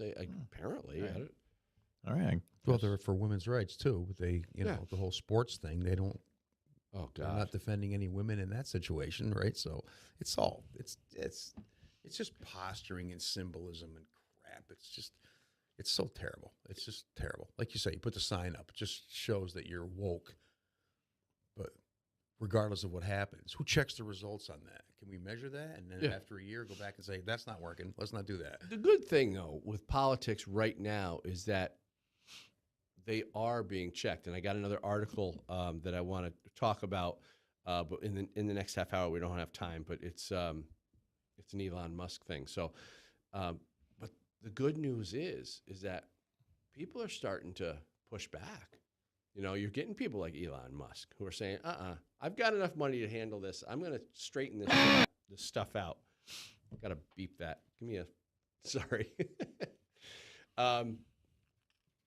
But he says he's got enough money, you know, and he can do something about it. And and DeSantis too. He's coming out and saying, no, we're putting an end to this nonsense. That's what's got to happen, Yeah. right? People got to take a stand. But the thing of it is that the stuff that the left is complaining about is stuff that they're doing anyway. You got Bezos running the Washington Post and all this other stuff. Nobody ever complained about that.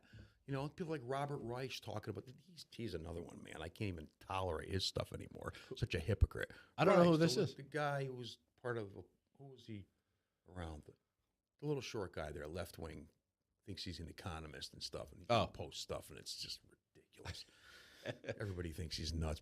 Friends of mine put stuff up, and they put quotes up of his, and I'm like, you're not helping your case by putting up this guy's quotes because nobody respects him. He doesn't have any credibility with anybody who's anywhere near the center. Doesn't.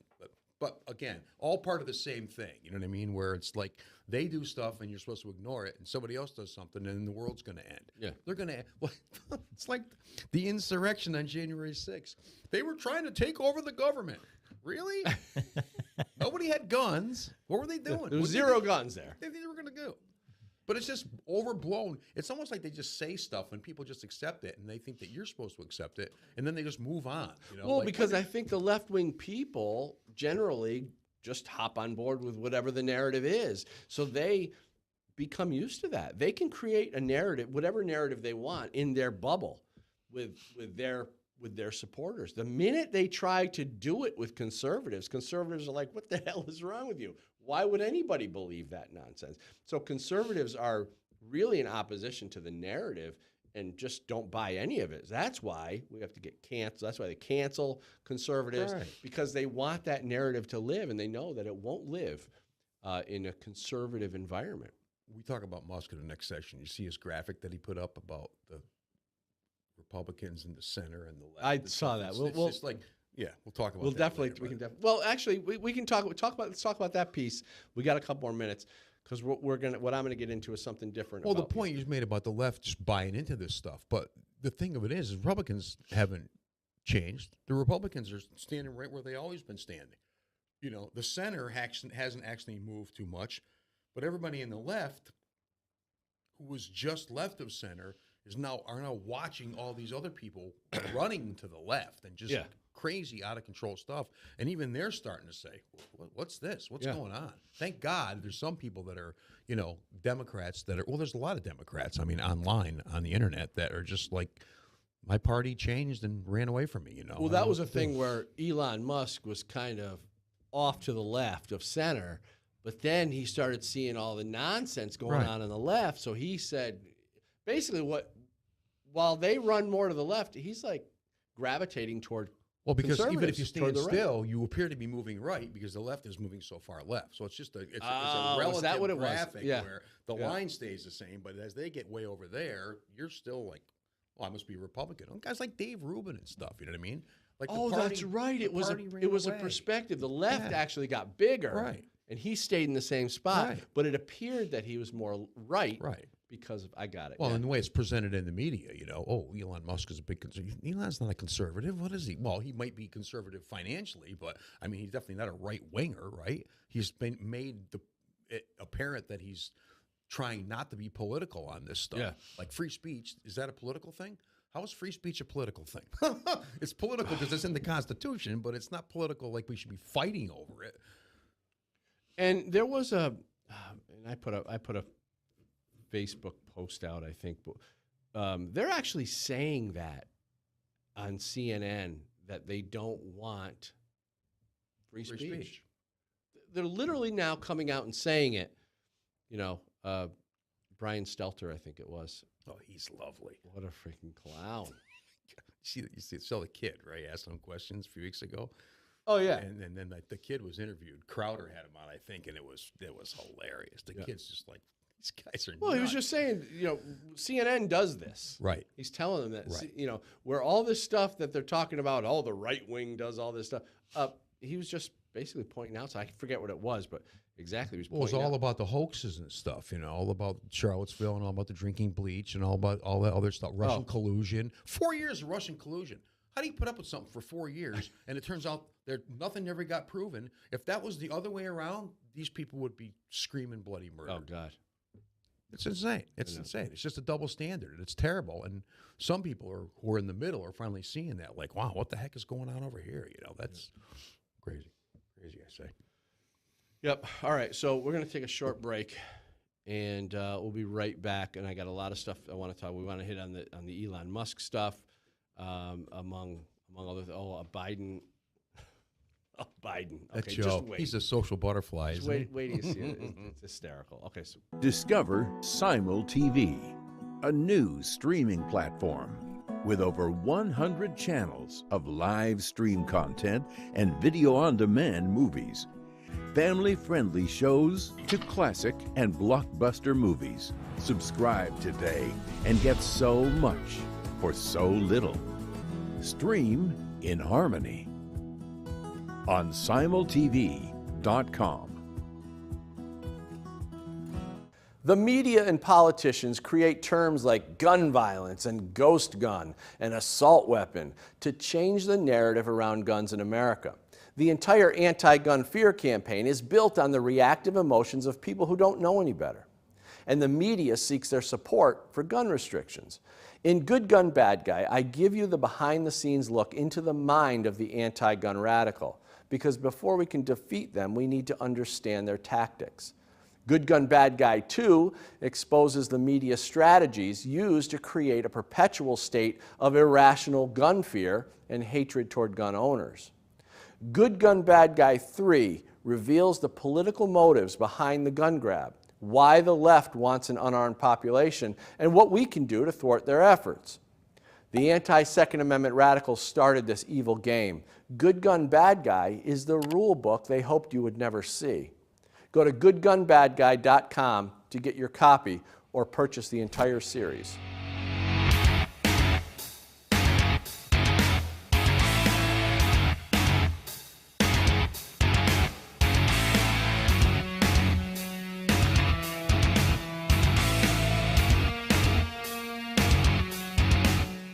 by now you've heard me talk about MyPillow and how it literally changed my life. They won't go flat.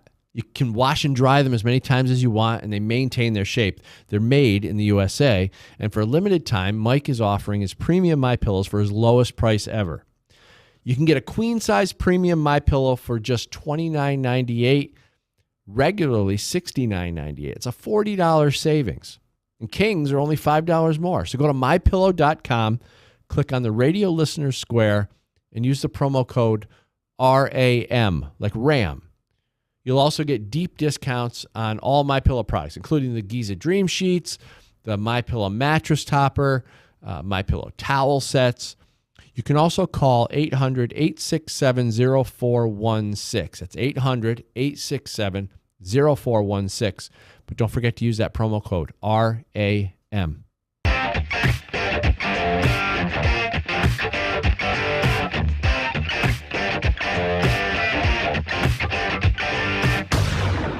All right, so we're back, and I wanted to talk about this Elon Musk, this particular thing with Elon Musk. So everybody's talking about Elon Musk now buying Twitter and how the left is just losing their ever-loving minds. And it's so hysterical. They're all canceling their Twitter accounts, and I'm like, See ya. cool. Let me know when they're all gone. You know, I'll spend more time there on Twitter once all the idiots are out of there. But so then this is interesting. This is from Daily Wire, Ben Shapiro's publication. It's an article that talks about Texas landowner offers Elon Musk 100 acres of free land for his new Twitter headquarters. One Texas landowner is offering Elon Musk 100 acres of free land as an incentive for him to move Twitter's headquarters to the Lone Star State. Like, liberals would love that.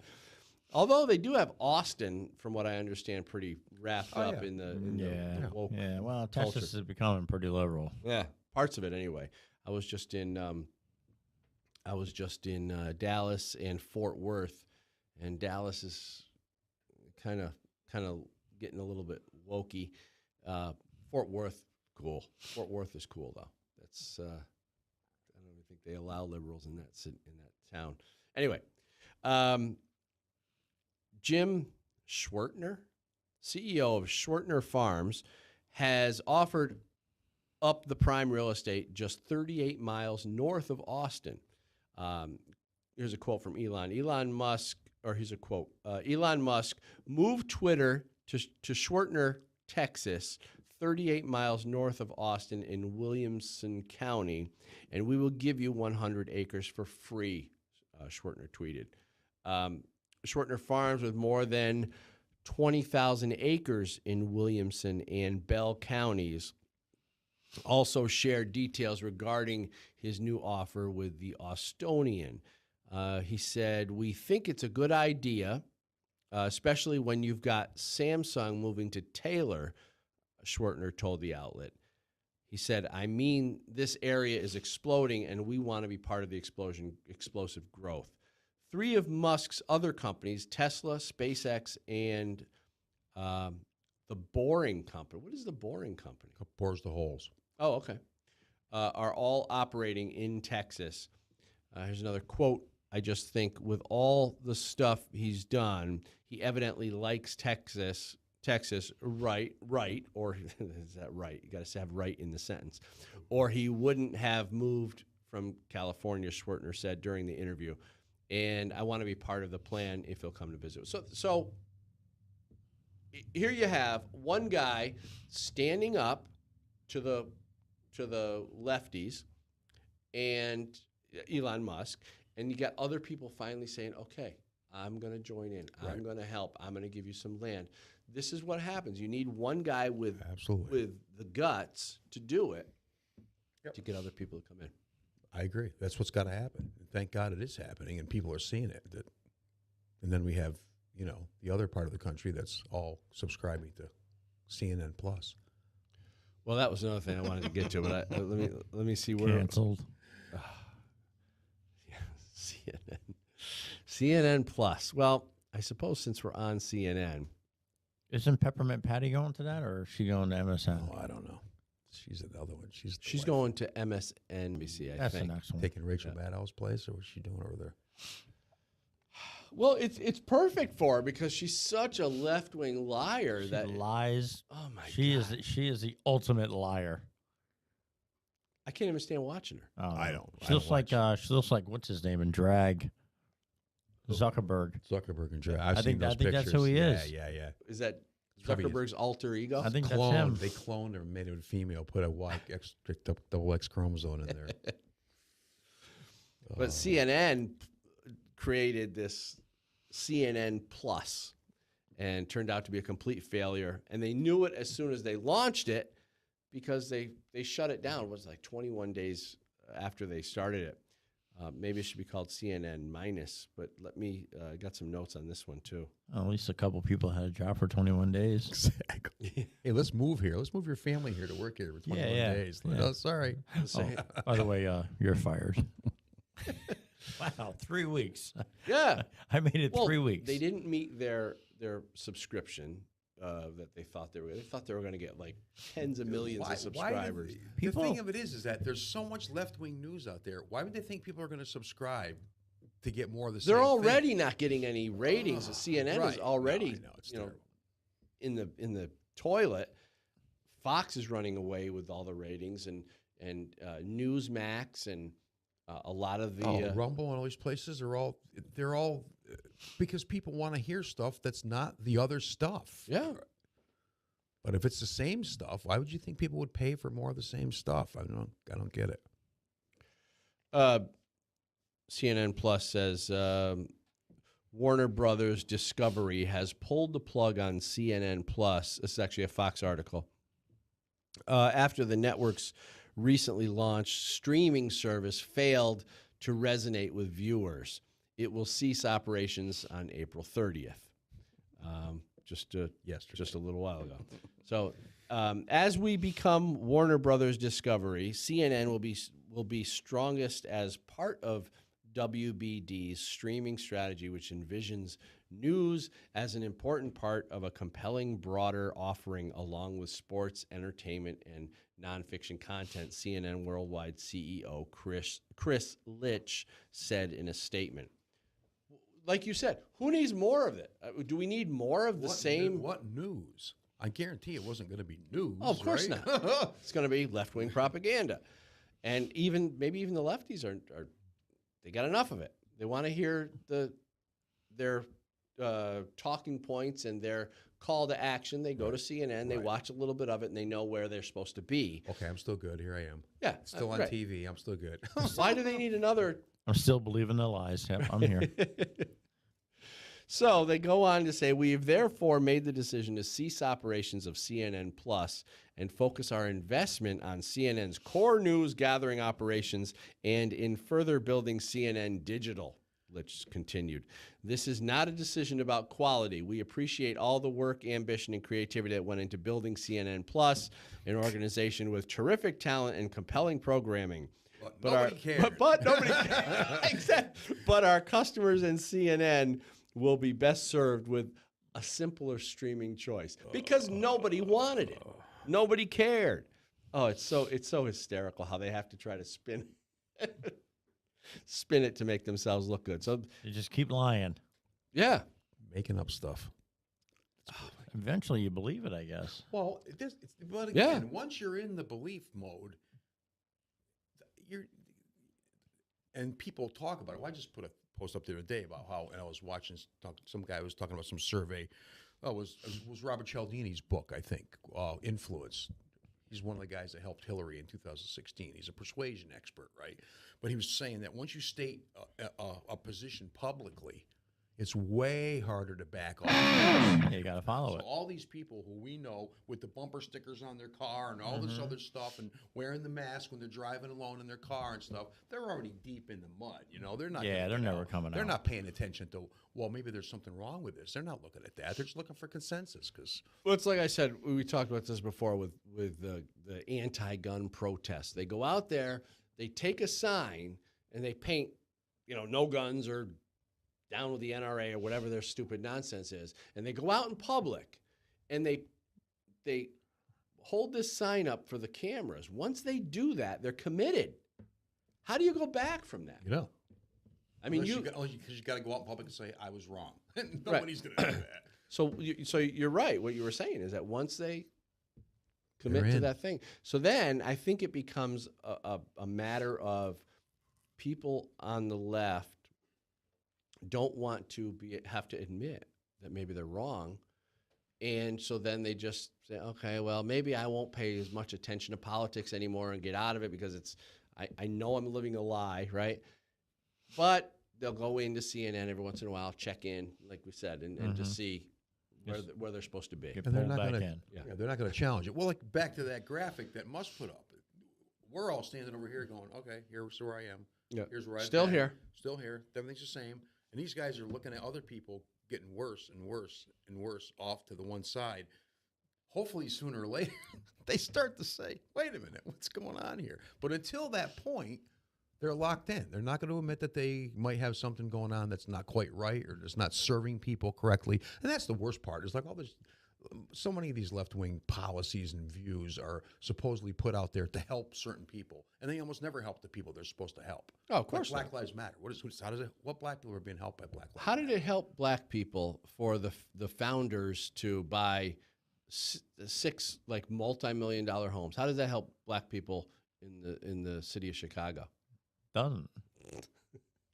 But- I just love how they're getting away with it, though. But they still hold up their BLM signs. Because if me, you, and him started a White Lives Matter foundation, and me, you, and John went and bought mansions on oceanfront, I can guarantee you we'd be sitting like this in front of a judge.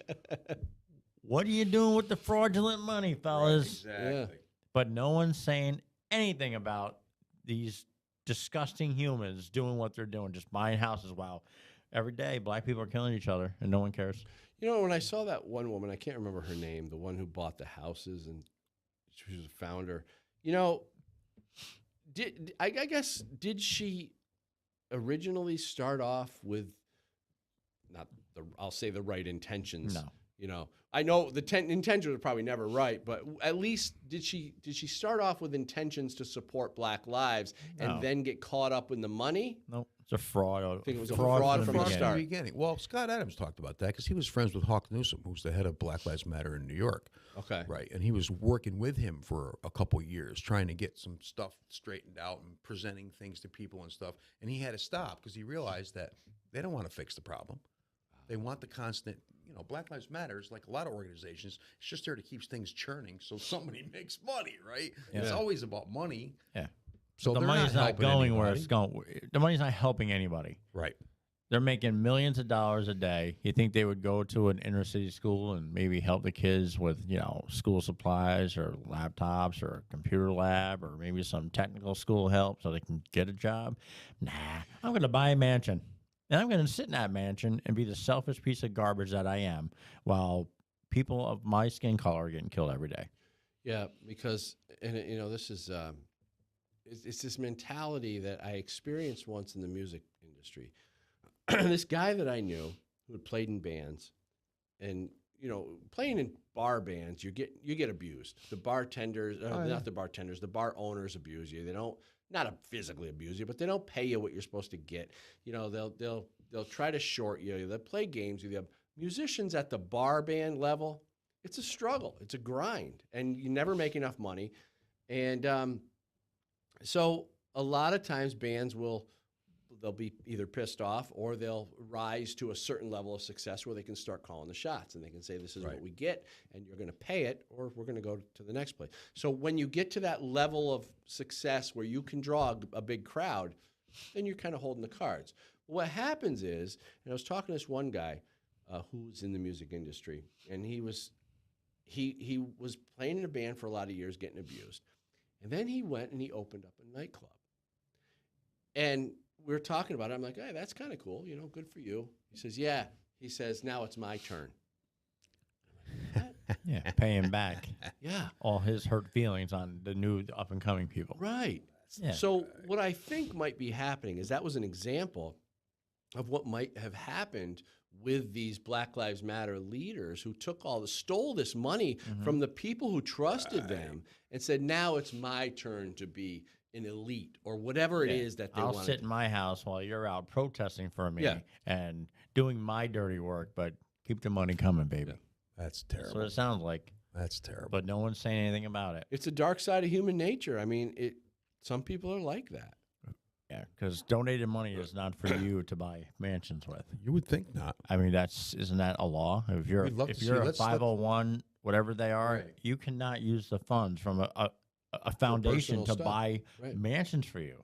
Right. Unless you're letting people stay at those houses, like people who need help. It's just unbelievable. I wonder that if they're that's getting set away up with the it. same way as corporations are, where they can just choose to give people bonuses and stuff. Did you hear the Hertz rental car thing? No. It's a 230-person class action suit against Hertz. Hertz had all kinds of financial problems for the last 10, 12 years, whatever it is, and they've decided that they cut their staff way back, right? And so if there's an inventory problem where they can't locate a car or something, they just call the police and tell them the car was stolen. So people are like coming back from vacation in the Caribbean, and when they hit the shore or get on the ship, they get arrested because you were the last person that rented this car, and they were going to jail. There's like 7,000 days in jail from these people that were arrested and then let go because obviously the company didn't have proper records. They weren't even keeping. Wait a minute. I back up a second. So Hertz doesn't have cars on hand, so they call the cops. Well, no, because what happened is that they laid off a bunch of people, so that their record keeping went to heck. Okay. So then they had that when they can't locate something, the default thing is we just call the authorities. We can't find this car. The car must be stolen, right? So then they go back and they say, who's the last person who rented the car? And it happened mostly with people who were extending their rental agreements. Okay, people that had cars in shops and stuff and couldn't get parts for the cars or whatever's been going on for the Call up and say I need it for another week. Or whatever. So they keep calling up and doing that, but they weren't keeping track of that accordingly. And so 200 supposedly they think maybe up to like 30,000 people have been arrested because of this policy. So there's a big class action lawsuit for like $2.43 billion or something. Well, I mean, and rightfully so, right? Right. I mean, the people, I'd be pretty Hey, pissed you're off. home for vacation, you're with your family, you're going to jail. Some people are sitting in jail, even if you're in jail overnight. Like, what the heck? I mean, that's not right. Oh my God! Look at it. I posted a video. It was a Scotty Kilmer video. He was talking about it. It was hilarious. You like this guy, Scotty Kilmer? Oh my God, he's hilarious. It's great. I think he's a little annoying, but he's smart. He's a smart guy when it comes to auto mechanics. He's a boomer. He's a little annoying. He's kind of, but he's very matter of fact, and he talks about Tesla a lot. But I don't want to get into that. But the car company Tesla, like we're, not having parts and not repairing stuff and not giving people their money back when their cars burn up and stuff like that. How do you do? I mean, how do you do that? I mean, you got this. You have to be able to produce parts, right? Nobody can produce anything now. I mean, I'd hate to get in an accident right now and try to get a part for my car. Yeah. You need a fender for your Honda CR-V. Well, it's going to be 6 months. Everything's all the pro audio stuff everything's 6 months. But I had lunch 2 days ago with a friend of mine. Says a lot of stuff 6 months. Can't get it. I'm restoring. You guys know, but people might not know. I'm restoring an old Corvette, '78 Corvette, and part of the restoration is the bumpers get brittle. They're what are they anyway? They're Plastic, polymer, plastic. Yeah, rubber, whatever. And they get bad, so you replace those when you do paint jobs. So I ordered a fiberglass nose for its '78 Corvette, and I forget. Oh, it was Eckler's. And I ordered it back in September. And I had already bought, I figured it wasn't coming, right? So I already bought another one from another company, and now it's expected to arrive tomorrow, and they just hit the credit card. And I said, well, wait, are you people crazy? I ordered this thing back in September. And they said, yeah, but you never canceled the order. I'm like, oh, man. So now you got two front bumpers. Which one fell off the shelf? The rear bumper, of which I only have one. Right, exactly. So now that's got to be fixed. That was, but I'm going fiberglass on these because I don't like the polyurethane. I got you. It's garbage. So we're going fiberglass, which might take more, fabrication and stuff. But we got a good body guy. Okay. So anyway, but to your point, getting stuff is like crazy. September? What is it? How many months is that? 6, 7 months. 6 months ago? Yeah. Well, I was just telling Dan before you got here, another Scotty Kilmer video about how they're thinking, once we get the chip 8 months ago back up, we're going to, new cars will go back down in price. He says 40% of all the metal in all cars comes from Russia. Hybrid or electric cars, the new batteries are now 90% nickel. Russia is the biggest producer of nickel and palladium in the world. So all these things are just going to go, boom. All the Volkswagen shut down all their factories in all these different car companies all shut down their factories in Russia or anywhere, a lot of places in Europe because they can't get the raw materials. So you can't push the cars down the assembly line if they're not installing things as they go along. It's going to be a nightmare. Probably Trump's fault, right? Oh, it's Trump's fault. It's definitely his fault. Well, it's a good thing we've got such a fantastic president now running the country. Let's talk about Joe. Let's talk about Wandering Joe. I can't watch the videos. I'm going to play a video. This is definitely a knuckle sandwich. Biden, and this is a couple weeks old now, but this is still so hysterical. Biden and Obama comes to this event, and everybody flocks to him. Like he's the superhero. He's the hero of the Democrats. And stupid ass Joe, wait till you see this video. He's wandering around looking for people to pay attention to him, and everybody is flocking, surrounding Obama, and it's embarrassing to watch. Play this.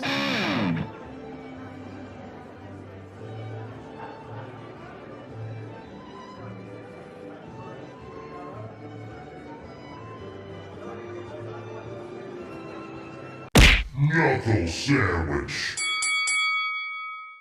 So, I mean, seriously, did you see it? Right? I feel bad watching that. I feel bad too, and I'm embarrassed for our country. I think it's just 81 million people voted for that buffoon. Yeah, sure they did. Just like his wife's book sold 250 copies. Yeah. 250,000, not even. Where's those 81 million people that voted for old Joe? Didn't buy her book, did they? Oh, Dr. Jill. All you have to do is go back and look at the footage before the election. You saw Trump pulling down 50,000 people in arenas, airplane hangars, wherever he could. I mean, tens of thousands of people showing up. Joe got tumbleweeds. You'd watch Joe, and they'd have the 6 circles, and like 6 people standing there watching, and cars driving by in the background, honking the horn, saying, talking, yelling Trump and stuff. It's how are we supposed to believe that this doofus of a president that we have now got more votes than any president in American history? If you believe that, you're a moron. Well, if you don't at least have questions about it, you're when definitely ballots are coming in at 2, 3, 4 in the morning, which isn't supposed to happen. Well, the pipe broke, right? Oh yeah, the pipe broke. The pipe yeah. broke. And Republicans weren't allowed in to watch the counts. It and cardboard up so Republicans couldn't we watch to we check let the it votes. happen. Yeah, we did let it happen. I hope that the polling places and have everything under control now, because these midterm elections are coming up, and they better it's hope scary. so. It's scary because they could. How funny would it be if the midterms come up and all the Democrats won? You'd have revolution in the street. Yeah. You'd have crazy shit going on. There's a lot of talk about how they don't have a chance. They're gonna get hit with a red wave. They know it's going to be a bloodbath. Well, that's what scares me, because what do they got planned? What are they cooking up right now? Shutdowns, mask, Yep. COVID. What about cheating? Inflation. What about cheating? I mean, what about fake polls or fake vote counts? And well, you know how, I mean, as we learned in the last election, trying to go back after the fact and find out what happened is almost impossible because it's so complicated. You need lawsuits. And if you have the courts in these states who are going to say, well, we're not accepting that as evidence, so nothing even ever gets looked at. Right. You don't know anything. But that doesn't mean it didn't happen. But again, that's what I'm saying, is that you should at least have questions about it if you're rational. Like, what other gigantic thing where millions of people participate works flawlessly, and there's no fraud, there's no mistakes, nothing ever works that way. So, well, I haven't seen Dinesh D'Souza's movie yet, 2,000 Mules. Yeah. But they said something that some of these people were going to multiple different polling boxes and just dumping multiple ballots for Biden. That shouldn't be happening now. well, and like the thing that Crowder did last year, he went to all these addresses, and there's nothing. And nothing was there. Vacant. And they're all fake addresses. How does that work? Vacant Even lots. if there's one or two, doesn't that make you question the process? Like, come on.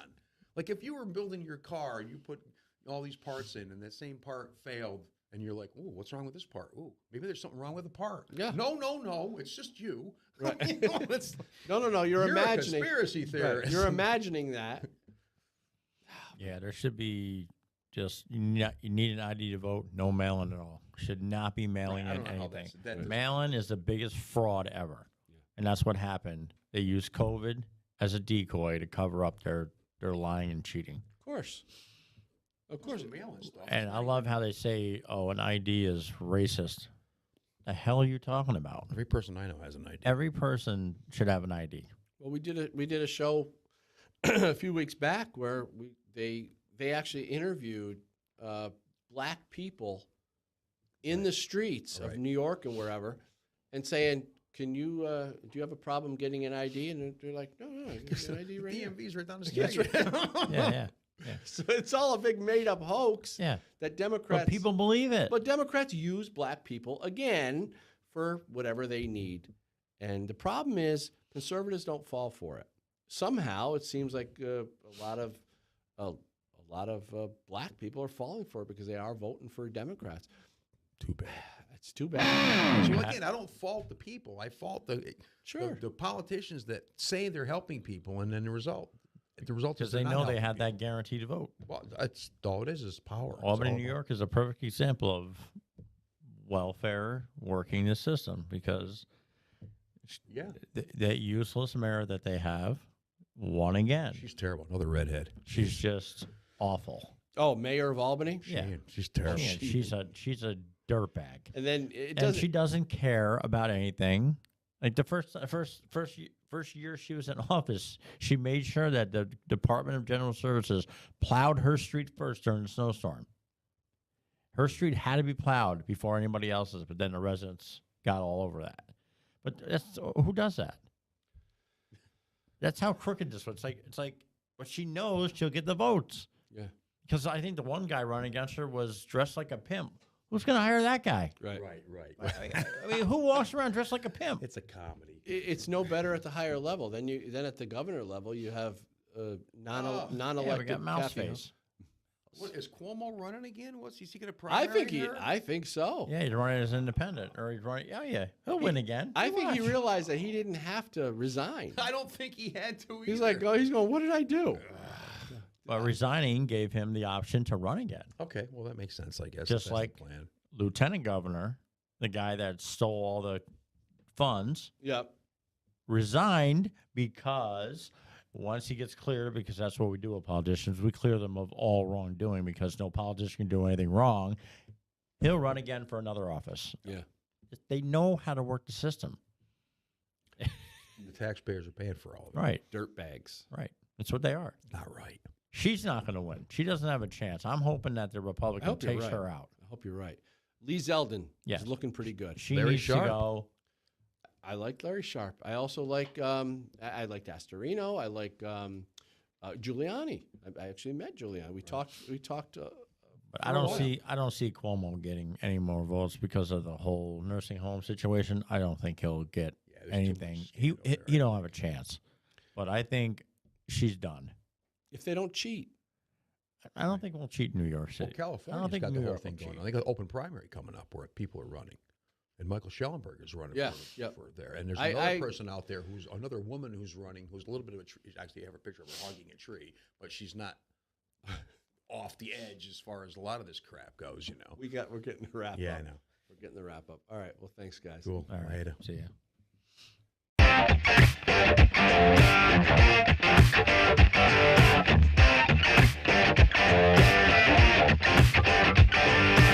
Thanks so much for watching The Loaded Mic on YouTube and Rumble. Please subscribe for more great episodes. We can also be found on the Simul TV and Right America Media networks. And you can find the podcast on Apple Podcasts, Spotify, Anchor, or whatever your favorite podcast app is. I'm Dan Wass, and the Second Amendment is not a privilege, it's your right.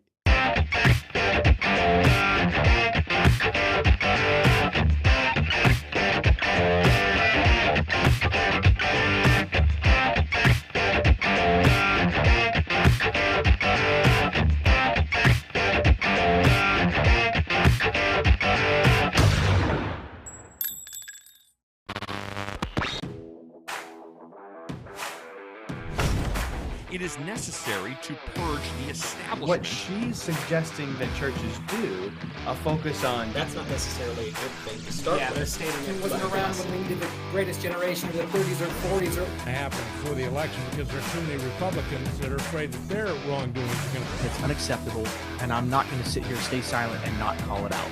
I'm calling out their lies. Do they think that we are